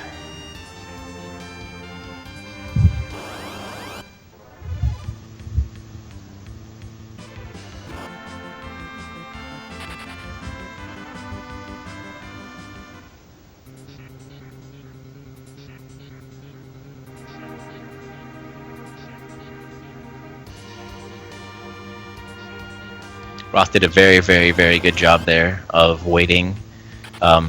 Based on when the dialogue box appears, he'll know that Rydia was going to jump order right there, and so he actually waited and delayed the fight on Rydia and was able to salvage his grind fight. And so that's 15 for Roth. His fight is actually over now. So what he needs to do is just kill off all of his party, and then make sure Edge is the only one alive, and he'll kill off everybody. So it's not quite over yet, but very good execution from Roth. Very acute observation to realize that Rydia was going to jump order there and to stop and delay that turn. Very smart move.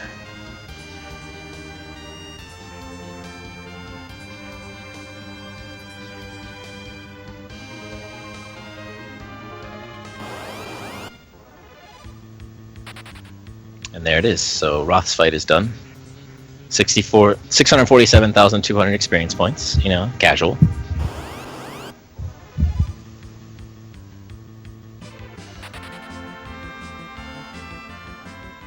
It's like Rivers is saving and resetting for his grind fight. He got off step route, so he's going to have to do a little hunting for it.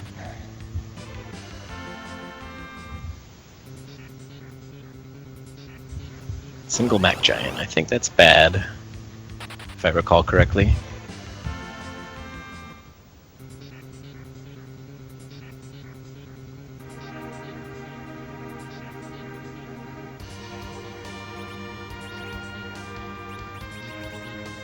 So you probably won't hear too much commentary from the runners right now, as this is a very critical time, and immediately after that very intense grind fight is a very intense fight with the 4 elemental fiends. And there's a specific trick used in this fight where reflecting magic off of a character does not trigger battle triggers. And so what you'll see from Roth, hopefully, is that the Ice 3 will be reflected onto Rubicante, and that'll skip having to fight all 4 fiends. Ideally, he will only fight 2 of them. So hopefully that goes well for him.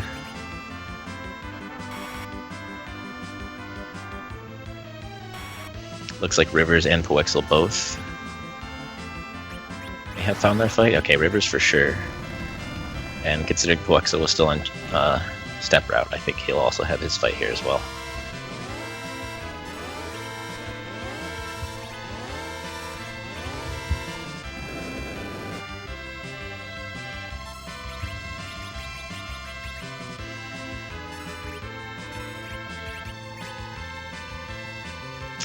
Ooh, bad luck from Roth. I'm not really sure what happened there.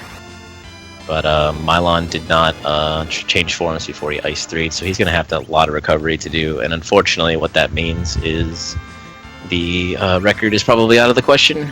A pretty significant mistake.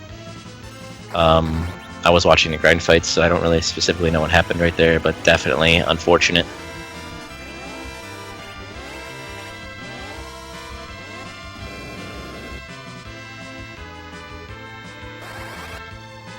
Not only does that mess up the amount of damage that Roth had done, it's probably going to mess up his calculations as well. He's really got to play it safe and not accidentally trigger the Rubicante or trigger the next Fiend from appearing.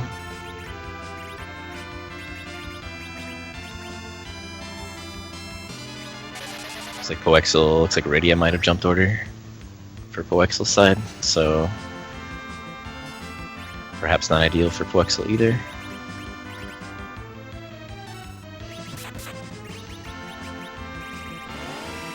Edge is leveled up because his throw damage is based off of his level. The damage formula for throw is level times weapon attack power, and so every level Edge gets increases the amount of damage he does with throw.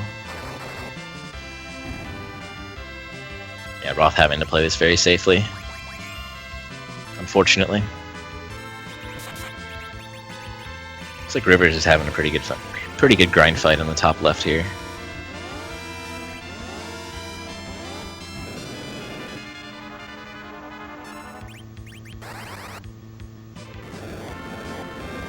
It's like maybe puwexil had like a surprise attack and his. It's like maybe Edge is jumping order for him. That's unfortunate.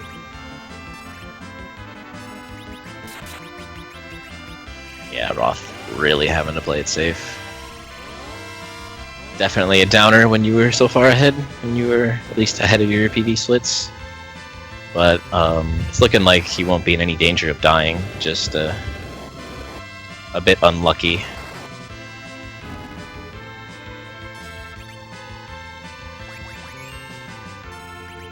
And looks like Rivers is through his fight, just finishing up, taking out his own party members and doing what he can.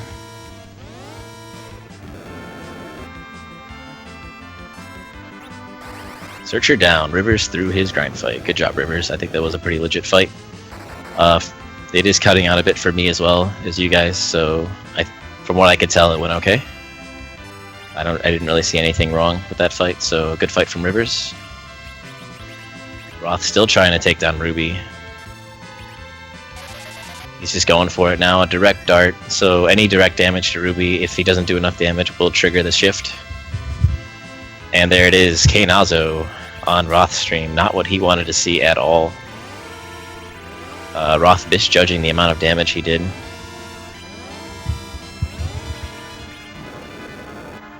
And so this is very dangerous because Kainazo and Valvolus both like to pump out a lot of damage, and the only thing Roth could do now is just spam a bunch of lit 3s or nukes. And so definitely not the fight Roth wanted to see at all. It's quite possible that Rivers could end up ahead after this fight. Not only is it going to be a significant time loss for Roth, but it's very difficult to survive at this point. Looks like puwexil is finishing up his grind fight as well.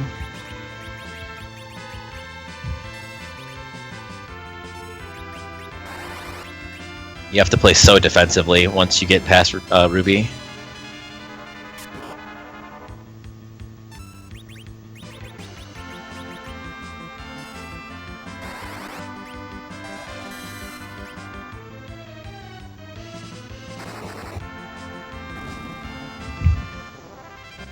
Roth doing a very good job of holding on, though. I know a lot of people might have just like reset at this point.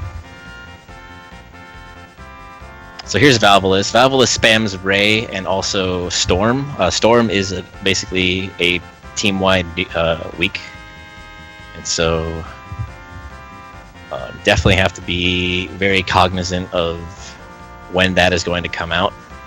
Because as soon as she does it, you are in significant danger of dying. As if you weren't already with her doing 800 per hit. There it is.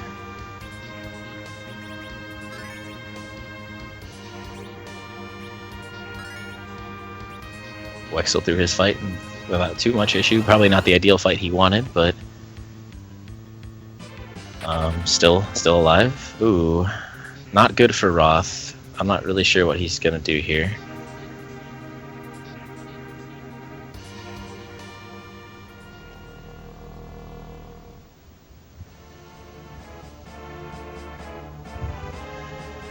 Oh, bummer. It's so hard to survive 4 Fiends when you're not ready for it. So definitely not the fight Roth wanted, but Rivers, however, getting through the fight ideally. Taking the lead from Roth here. That fight just showing how difficult it can be and basically how much time can be lost. And certainly frustrating. I'm sure Roth's not too happy about that one. But a great fight from Rivers here, getting the 4 Fiend skip, killing off Ruby, and he's going to be taking the lead here. After taking the punishment from all FF4, we had riversmccown in the lead. Just goes to show you that anything can happen in this game. FF4 giveth, FF4 taketh away. And so fortunately, the CPU fight is pretty simple. Especially when you have Edge throwing darts, he's able to put out enough damage to prevent... No, that was a late can't run. If you're a little slow on your input, CPU can end your day. And so it looks like Rivers is getting a little nervous because his can't run buffer took a little longer than he wanted it. Other than that, the attacker does HP % damage. There's the Meteo, and then when the CPU is by itself, it'll instantly kill 2 people and then revive its 2 bits. But it looks like Rivers is going to be okay. So Rivers through the giant gauntlet first here, and then Roth and puwexil both fighting Ruby again, or Roth again, and then puwexil for the first time. Puwexil is a little low on health here, but it looks like he's playing it safe.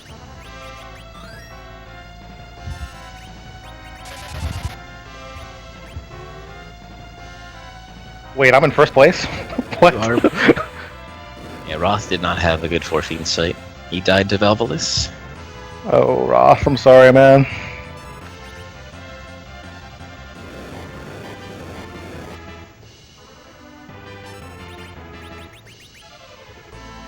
This run has definitely been a showcase of FF4 at its most FF4. Yeah, it's been something. Wexel playing it safe with the elixirs. He's probably going to go ahead and reflect 2 magic spells, I would imagine, just to be safe.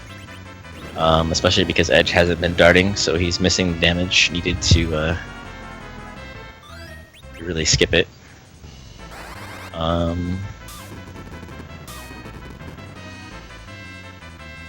maybe he'll direct Ice 3. I'm not sure what he's going to do here. I anticipate Roth and puwexil will get through this fight at roughly the same time.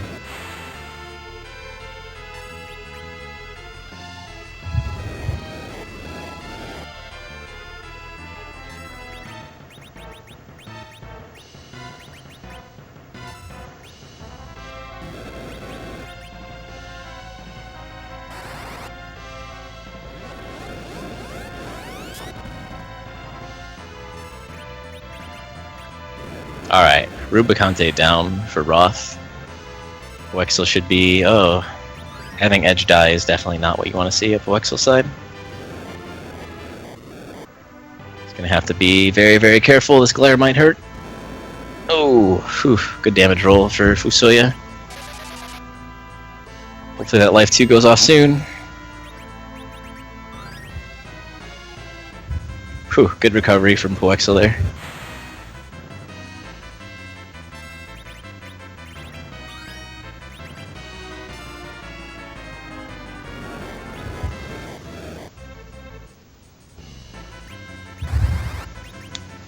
Yeah, the Four Fiends fight and the Grind fight are in the No 64 run are definitely the two most difficult fights in the entire run, undoubtedly. Ooh, Kainazo on puwexil's stream. A little bit of misjudging.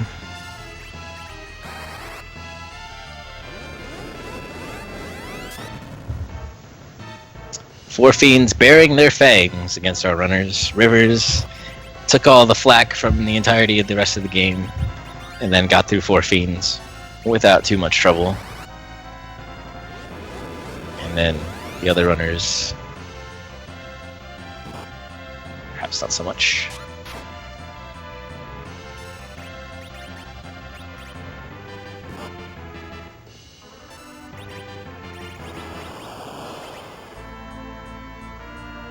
Hooray! You made it! Yay! We in there! Hopefully puwexil is able to recover here.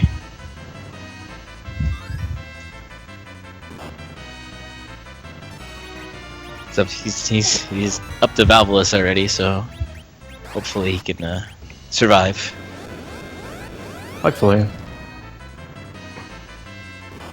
So I think what happened to puwexil is he tried to do an Ice 3 and then a nuke, which you can do if you have good menuing and good timing, but I guess puwexil didn't quite have the timing he needed to reflect the Ice 3 and nuke off the same wall.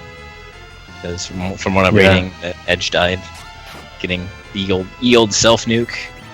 Ooh, Fusuya down. It's just Edge versus Valvolus now. Oh boy. This dart needs to kill for puwexil or he's going to be resetting. Oh boy.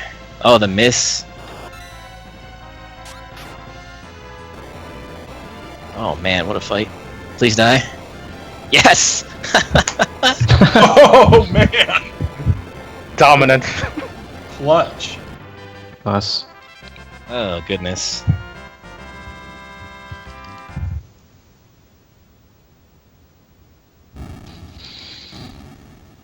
Oh boy. Definitely not the fight you want, but acceptable, I guess. We've all made it. We're on the way to the descent. Actually, good luck with CPU. Yeah, puwexil taking the time to heal, making sure there will be no CPU shenanigans, at least hopefully. And now we have Rivers back in Moonman's castle, about to reach the final descent.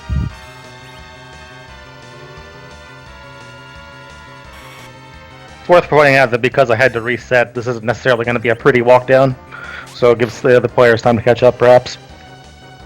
Or it could be the best walk down, you don't know.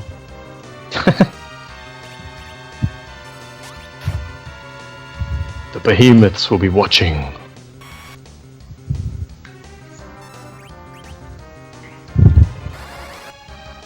So on the final descent to the end, the first half of the descent, there can be no back attacks, and so you want to watch out for blue dragons and fatal eyes. Those are the only ones that'll really slow you down because they get turns. And then the final descent, you could lose a lot of time if you get a red dragon. Red dragons not only deal a lot of damage to the party, but take up time because they get turns. Well, that was tragic, but at least it's over. Yeah, that was pretty brutal. Yeah, I mean, I skipped a dart with Edge because he cycled to Ruby early, and I was paranoid about missing the skip. But then I missed it a different way because the wall wore off. I guess he healed too much from fires for a nuke to finish him. That's really unfortunate. But hey, you lived. Yep, thanks to a miss. Yeah, that was super clutch, dude. 8 HP Edge for the win. That gives him more hit points for the final fight too, right? I'm just hoping it doesn't That's screw all. up my turn order too badly. All for that manipulation. Yep.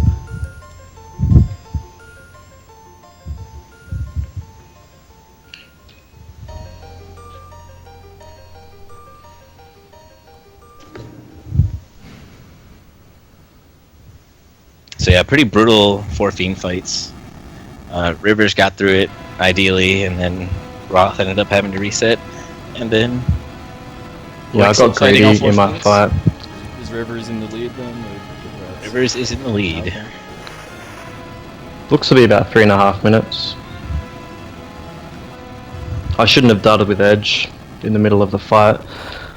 When I'd used 2 Ice 2s, I should have probably used another Ice 3. And just played In extra safe. hindsight, I should have, since I was planning to go for a nuke, I should have, instead of skipped the second Ice 3 and done another nuke instead. To make sure the wall lasted long enough.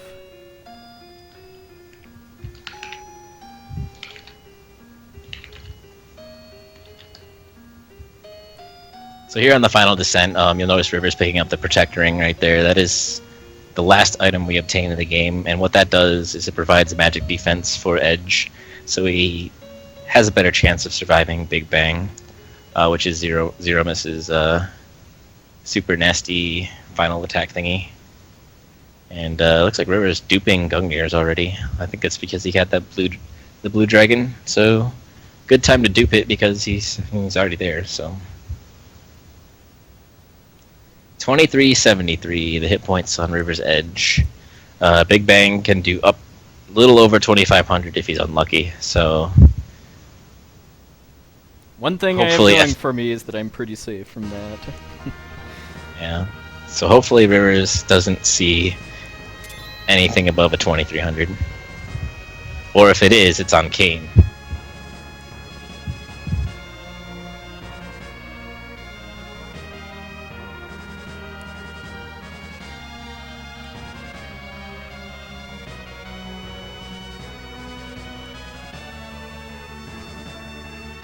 One thing I Alright. don't have going for me is that I used a lot of elixirs, which shouldn't matter, but might. I know- Hopefully not. I know Roth has had issues with running out of elixirs and bad Zeromus fights. I think Rivers has seen more blue dragons on this walk than I've seen in a couple months. Roth finally entering the final descent. Looks like he's probably, like he said, probably about 3.5 minutes behind. And then Puwexil not far behind Roth.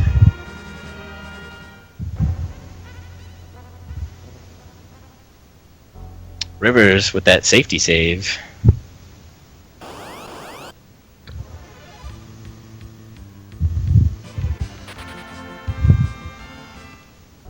So that save point Rivers just used right there is the final save point in the game before the final boss. It's as close as you can get.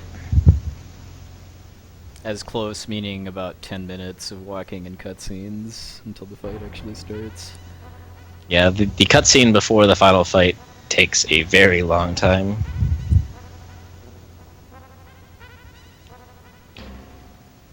It's one thing I definitely appreciate about Final Fantasy VI, even though it's a significantly longer run. At least there's a save right before the final boss, and there's only about 3 minutes of cutscenes. Red D number 1. Are you Yeah. ready? Are you ready? Yeah, so Rivers getting a little trolled by the encounters, blue dragons, red dragons. Obviously not ideal. Another red Number dragon. 2. Oh boy.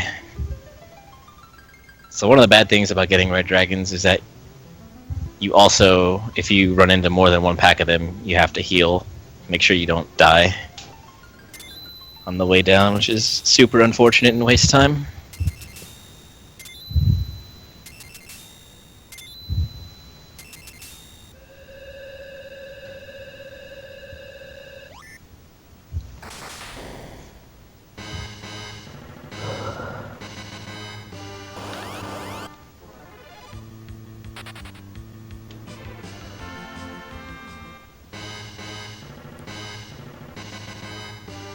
But hopefully, knock on wood, that's the last one Rivers sees, right? Oh yeah, all the way in the bag.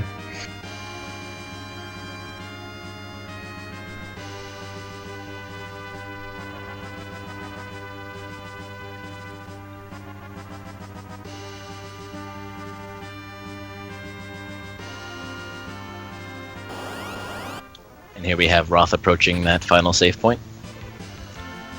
So he'll be perhaps taking it. No, he's going for it. I'm not Safety save, safety I'm not save. gonna bother either. 'Cause I died as Aroma, so I'll forfeit.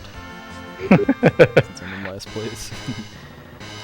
It's up to Rivers. If he dies, he can take the glory when we both die too.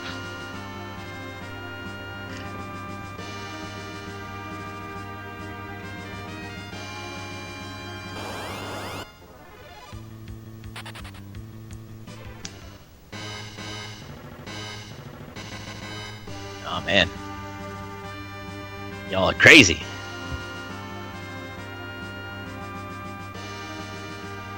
More faith in the FF4 RNG than I have, that's for sure. No, I have faith in my massively overleveled edge. I see. I guess maybe they didn't have, they didn't experience the last 2 hours and 20 minutes that I did to start the game. I agree. Alright, Rivers entering the final cutscene here. At 3 hours, 4 minutes, 26 seconds when it began.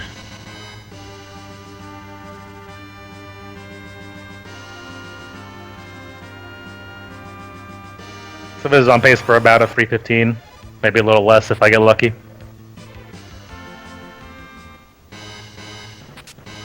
Roth running into a red dragon is going to give him time to dupe the Gungnir Spear, which has higher attack power than the Drain Spear. You'll notice Rivers had done that earlier. And so what that does is allows Edge to do just slightly more damage when throwing spears. I think it's a 10 damage difference between Drain and Gungnir, which multiply that by Edge's level is about 500 damage. It might be less than 10, it might be 8. I don't specifically remember the amount, but it's slightly better. That's all you really need to know.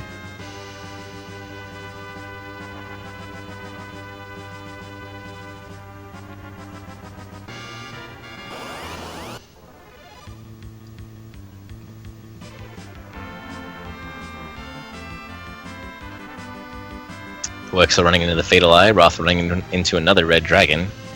FF4 flexing its muscle all around. Both of which you ideally don't get if you're still on the step road. What we really want to see are behemoths in large quantities. All the behemoths. Like that.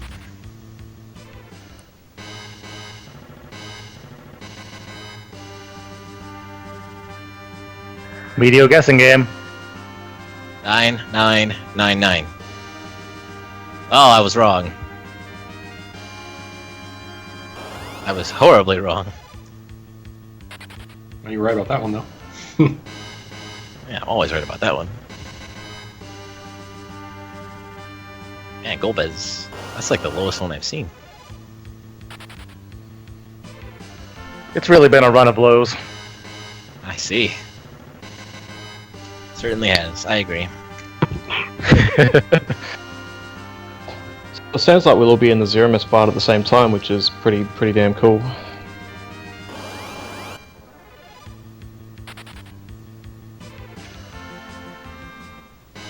RPG dead.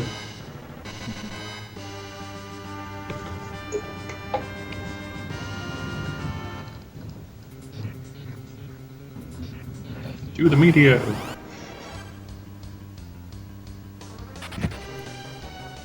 So 306.54 for Roth. So about that's what, 2.5 minute difference? Roth made up a little bit of time on the way down. And Yeah, wow, depending on, minute. yeah, That's depending on insane. how trolly Zero Mist decides to be, this can actually be swayed back in Roth's favor, I think. Time to go YOLO. YOLO on Zero-Mist. My YOLO on the Fiends didn't work, so we'll see. we'll see what happens. Good luck, Rivers. Thank you guys. See you on the other side. Yeah, mate. Enjoy. Sir. Good luck, puwexil. Thank you. Likewise. Thanks.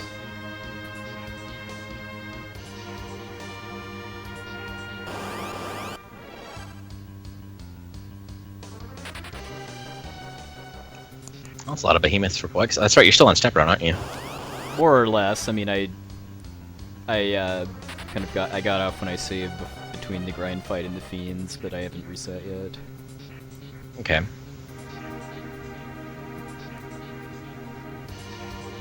So Zero Mist does have 61,000 hit points, but he also resets to max HP when he gets below 17k. So effectively, he has 61 minus 17 is 44, plus 61 is 105,000 hit points. Give or take some, depending on how far you hit him past 17k. That's just because so memory, like, variable size limitations in the ROM. Yeah, so a monster cannot have more than 65,535 hit points. And so they do that trick in the 4 Fiends fight as well as this final fight where they'll refill hit points just to simulate them having more.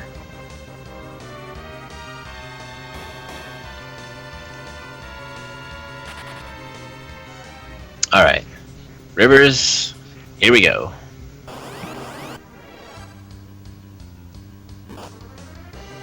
So the strategy in the Zero Mist fight is to Berserk Kane, let him do his thing, and just chuck all the darts he possibly can. And then elixirs, elixirs, elixirs, elixirs, elixirs.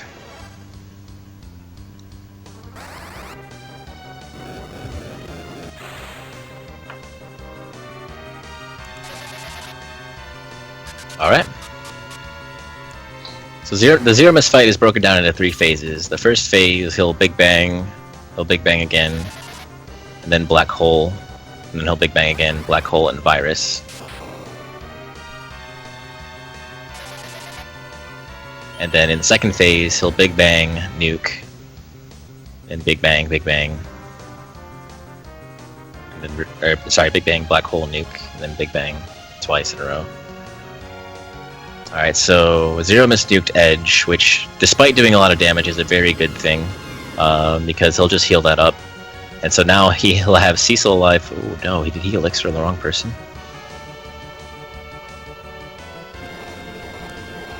Wow, he totally did. Please get that off, Cecil. Oh no, Rivers. Ooh. That doesn't sound good. Oh boy. It's not. Mm-mm.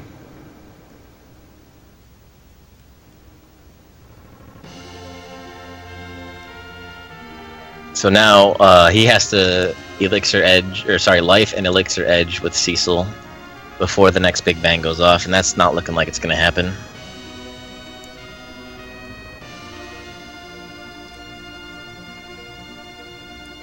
Come on, Edge. Awesome. Nope. Awesome, Ooh. awesome, awesome, awesome, awesome, awesome, awesome. Rivers. Well, good thing you saved, Why buddy. we saved. This is why we saved. Oh man, what a mistake.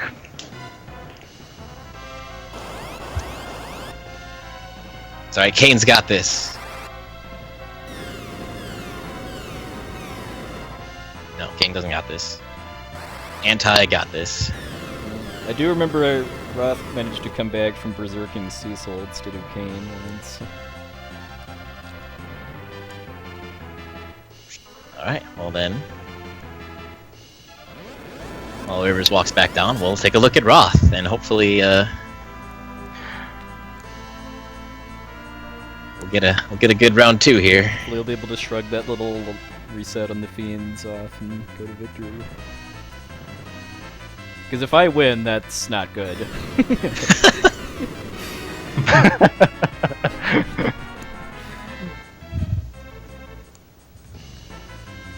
Alright, so, You'll notice that Roth will throw a Dancing Dagger with Rydia, and then Zero Miss is going to counter with Nuke. But in the process of doing that counter, it actually sets Zero Miss's Wisdom to be like super low, and that's why the first Big Bang is going to do like almost like 30% of the damage as the others will. Rosa getting nuked is very good. Don't need her for the rest of the fight, so Roth is in ideal straits here. He'll have Cecil alive to do some healing. Ideally.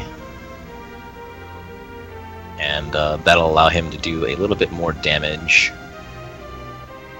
with Edge and Kane. Well, I guess Edge specifically. Yeah, Cecil living through Big Bang without too much trouble.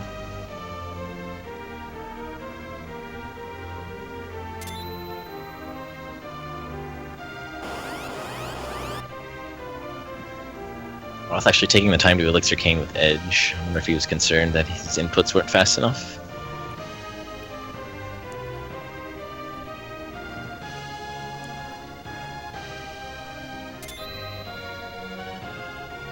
So say goodbye to Cecil for Roth. He's very dead. Rip in pepperonis, Cecil.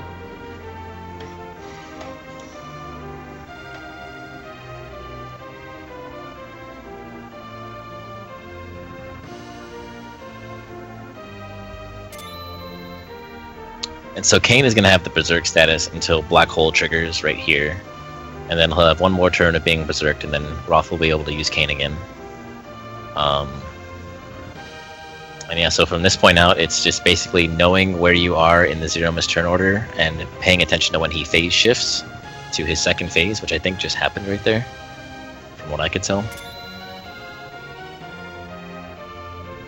And basically just not dying. This fight is less about dealing damage and more about not dying, I would say. So when he shakes, that's the phase change, right? No. No? Okay. It's just the damage amount? Yeah, so his phase will change at a specific damage amount. And there's like this little weird lag thing that happens. Like something in the battle should be happening, but it doesn't. That's when you know it's like thinking about it. Oh, okay. It's hard to explain. So far so good for Roth. No super Big Bang on Edge quite yet. Looks like puwexil's about to start the fight. Fight beginning for puwexil here. Good luck, sir.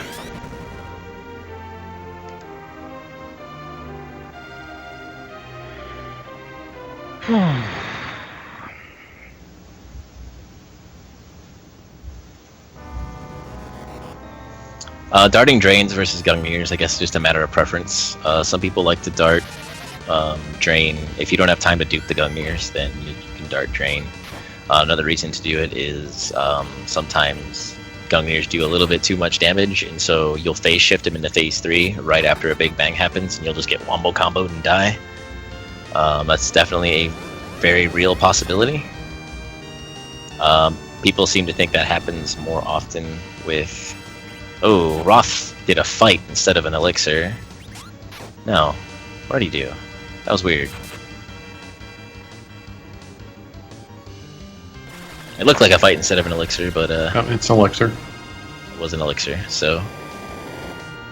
Oh, it looks like Cecil got nuked for puwexil, so he's going to be losing time off of that. That's super unfortunate. Not much you can do there, it's just RNG.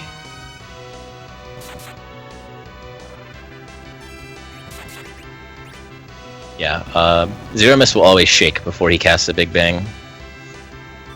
That's like your warning turn.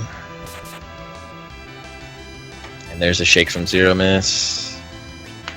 Roth's gonna play it super safe. Roth is in serious danger of getting Big Bang meteored. That's why he did not dart right there.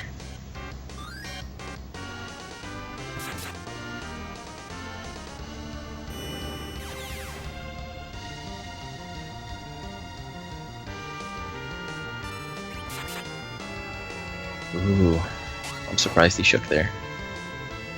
Roth still playing it There's super Meteo. safe. There's the Meteo. So Roth should be in the clear, ideally.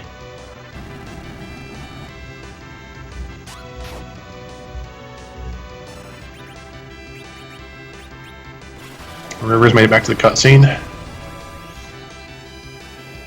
So once Zero Mist drops below 11,000 hit points, he just spams Meteo over and over and over again. Oh, there it is.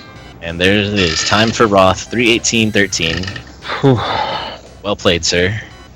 Huzzah! Congrats on the win, Roth. Thank you. Nice job, Roth. We got there. Thanks.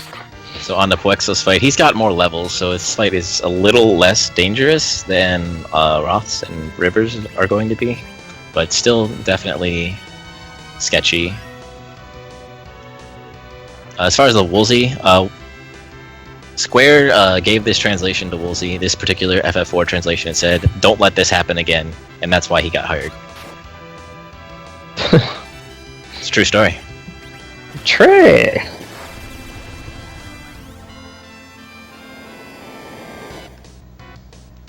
Alright. How we doing on puwexil's side? Oh, God, 25, 45 hit points, nice. Yeah. Why bother healing Edge at all?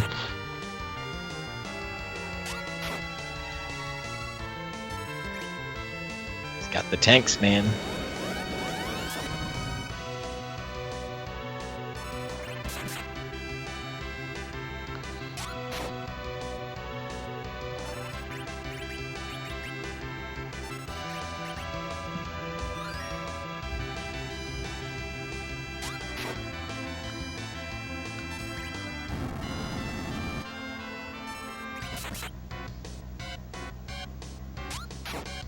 So far, so good for puwexil, as Rivers is starting his fight again. Hopefully, the elixir goes on the right person this time. Come on, man.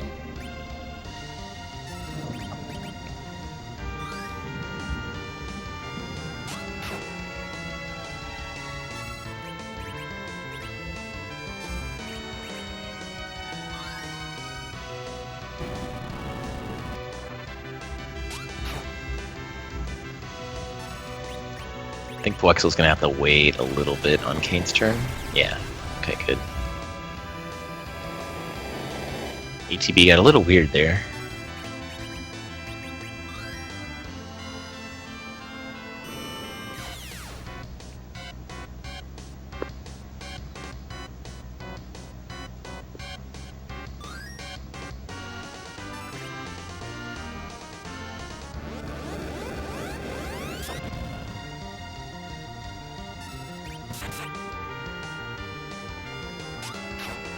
Alright, still looking good from puwexil's side. After the nuke, there's a long gap of where Zero Mist doesn't do too much. And so, ideally, I think puwexil will get him down into phase 3 at this point. We'll see. Yeah, there it is. Yep. GG for puwexil. Nice one.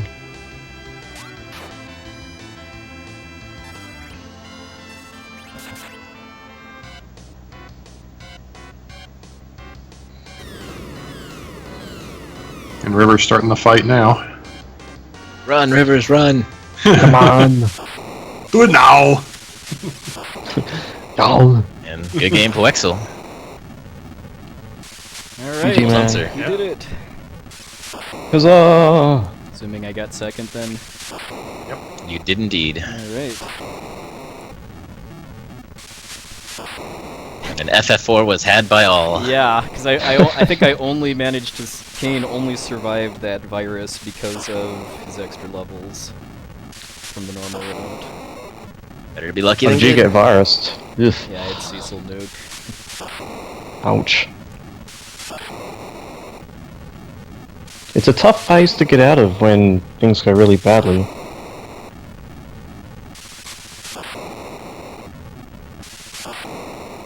One thing I am immensely Kane- proud of, though, as many issues as this run had, I still beat my first completed run by 4 minutes. Nice. Congrats. Mylon Z handing out all the love. Nice. Grzergram. Thanks, Mylon Z, you jerk. So So Rivers getting a decent fight so far, not elixiring the wrong person this time. Kane got nuked, so he'll be good with Cecil doing some healing here. He just has to hope that Zero misbehaves.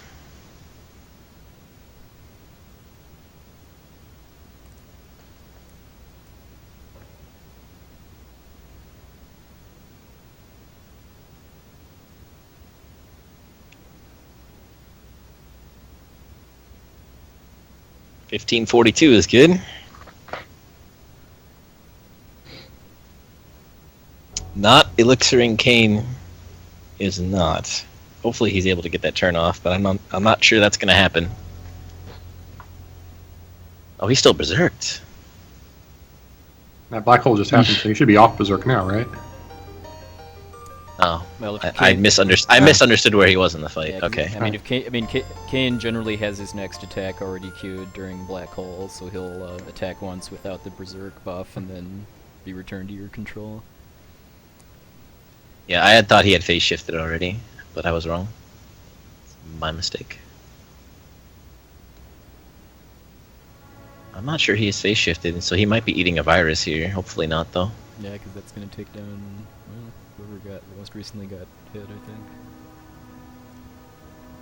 I haven't been doing Drain Spear route long enough to really know the all the machinations of virus recovery. Okay, no, he did phase shift.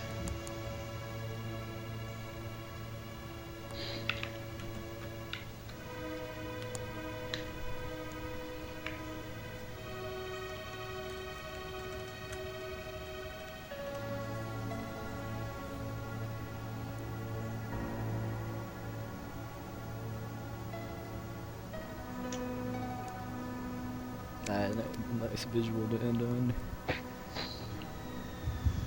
Roth casually messing around in the glitch area.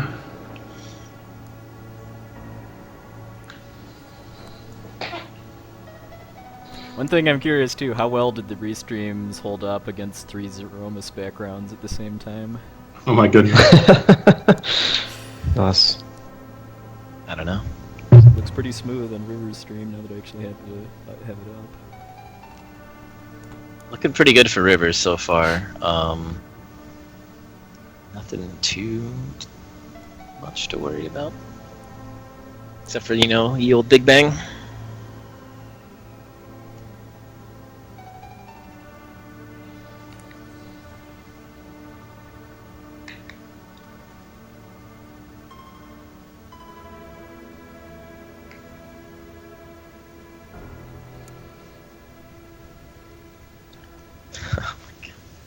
What Roth is doing is he's using the glitch that was not allowed in the category you just released. Show off that Upco hype. And Sid Medio time. I don't even have up to go on this one. Oh. I haven't gotten Fusaya, so I think this scene actually fails. Something fails in this. Alright, Medio on River's side, so he should be in the Nice. clear. He's got a dark Nice cube, one. I believe. Yes, he does. Do the medial, man. Do the Medio, swing your arms from side to side. That was a weird fight. He got a little faster in the middle of that than I thought he would. GG Rivers. GG Rivers. GG. Thank you. I think I agree. I do think I agree that the true victor of this run today was Final Fantasy IV. Yeah. Oh, absolutely. Yes. Definitely. It was definitely an entertaining watch. Oh yeah, the real winner was the viewers. Yeah. Mhm. So I guess Nir may be the best person to answer this, but what was the most Final Fantasy IV moment in all of that? Dang, that's a good question. I don't know, that's tough. There's a lot of FF4 moments in there. No really standout one that just makes you throw your hands up and say, screw this game. Nothing. Seeing all four fiends is usually a a moment where you regret playing FF4 sometimes, but I'll tell you, I've played this game, I've probably done this run probably 75 times. I've never seen Yang get one-shotted by the robot before, Liu Gei and the robot. That was new. yeah. I've also never It's, done never had him never before, done huh? 1300 damage to a doll before either. Yeah, it was just overall a pretty good display of the little things that can go wrong in runs. Like there was a lot of like very small, you're like, oh darn, like Kenazo or like Yeah, Roth. my Fiends fight brings back memories of Brusench's victory over Fubble and SGDQ a few years ago. Yeah, that was pretty legendary. Yeah. Well, there's a lot of little things that went wrong, but there was a showcase of what went right too. I mean, someone had the ideal seed for a good chunk of the start of the run, didn't they? Yep. Yes. That is one thing And I do that very run much goes- like about doing races on like a showcase format like this of RPGs is that I mean there's a lot of like variants that can happen and on-the-fly decision making. So having like 2, 3, or even 4 completely different runs all being played out to show different outcomes of different situations is really cool. Yeah.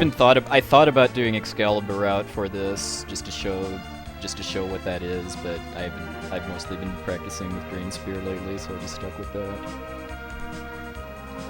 Well, how's that different? I'm curious now.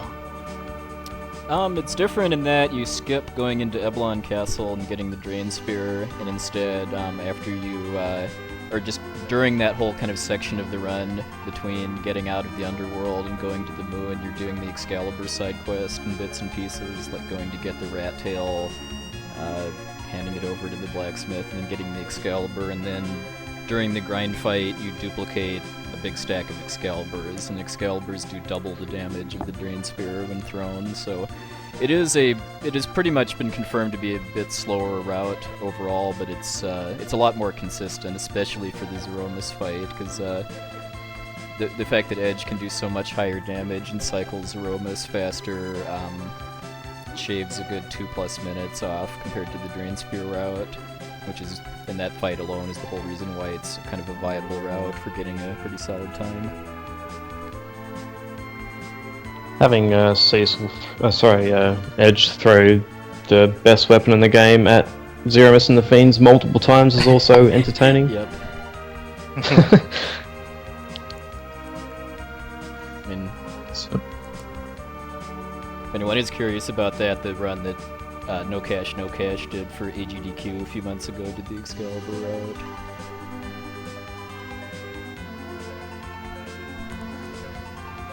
Nice.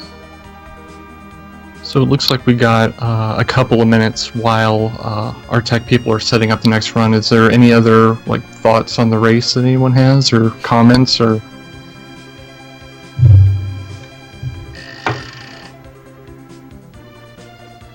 Well, I'd like to thank you guys for having the opportunity to giving us the opportunity to be able to do this. Yeah. It's, Shout outs to Nirm very for muchly some appreciated. Really excellent commentary there, and I know they got thanked before, but I wanted to thank myself, 86, and Accident again, just because of all of their work on the seed manipulation and step routing over the past year. Has made a really, really big difference in optimizing this run. Yeah, Accident's also got an actual bot that can play this game. It's not based on pressing inputs on frames. It's actually he's modeled all the characters to attack the enemy in particular ways depending on what happens in the fight. So it's actually like I'm trying to get this first thing you can actually run against. It's pretty interesting. Yeah, I remember that it was actually on the same day a few months ago. It wasn't a race, but both I and Accident's bot did runs on the same day that were the same time down to the second. Nice. Yep. Accident's bot might have won this race. Yeah, I mean, yeah. Probably, If Accident was available today, we might have tossed his bot into the lower right corner of the stream just to showcase the work he's put into that too. Definitely. That would have been cool. There were a couple of people in chat that were saying they wanted to give running this a try. Is there a website or some resources you could point them at? Absolutely. We've got the. Is there anything in speedrun.com, or is it just in the Final Fantasy wiki? I don't really know where our stuff is right now. Let's have a look. I'll grab a link. Yeah, Bick put a whole bunch of stuff there. How about that? Yeah, I know Rivers What a is guy. working on an updated No 64 guide. I think before that's done, the most up-to-date one is Nairn's. Yeah, it's about 80% in the can. I gotta work on like the last 3 or 4 boss fights. Yeah, speedrun.com has a bunch of information, including all the step route information that Exodin has on his site, as well as my notes for No 64. And then if you learn No 64, any percent is like with the stairs. Ah, yes, there's a resources tab. The Roth is going to be doing a solo any percent run in about 2 days or so. So since you're going to get, hopefully all of you watching will watch that too. So we won't really spoil how it's different than this. But I'll just say that the record for it is well over an hour faster than the record for the category we just raised. And the reason for that is something you do need to see to believe. Yeah. It's a very entertaining last segment of the run, and it usually blows people's minds when they see it the first time.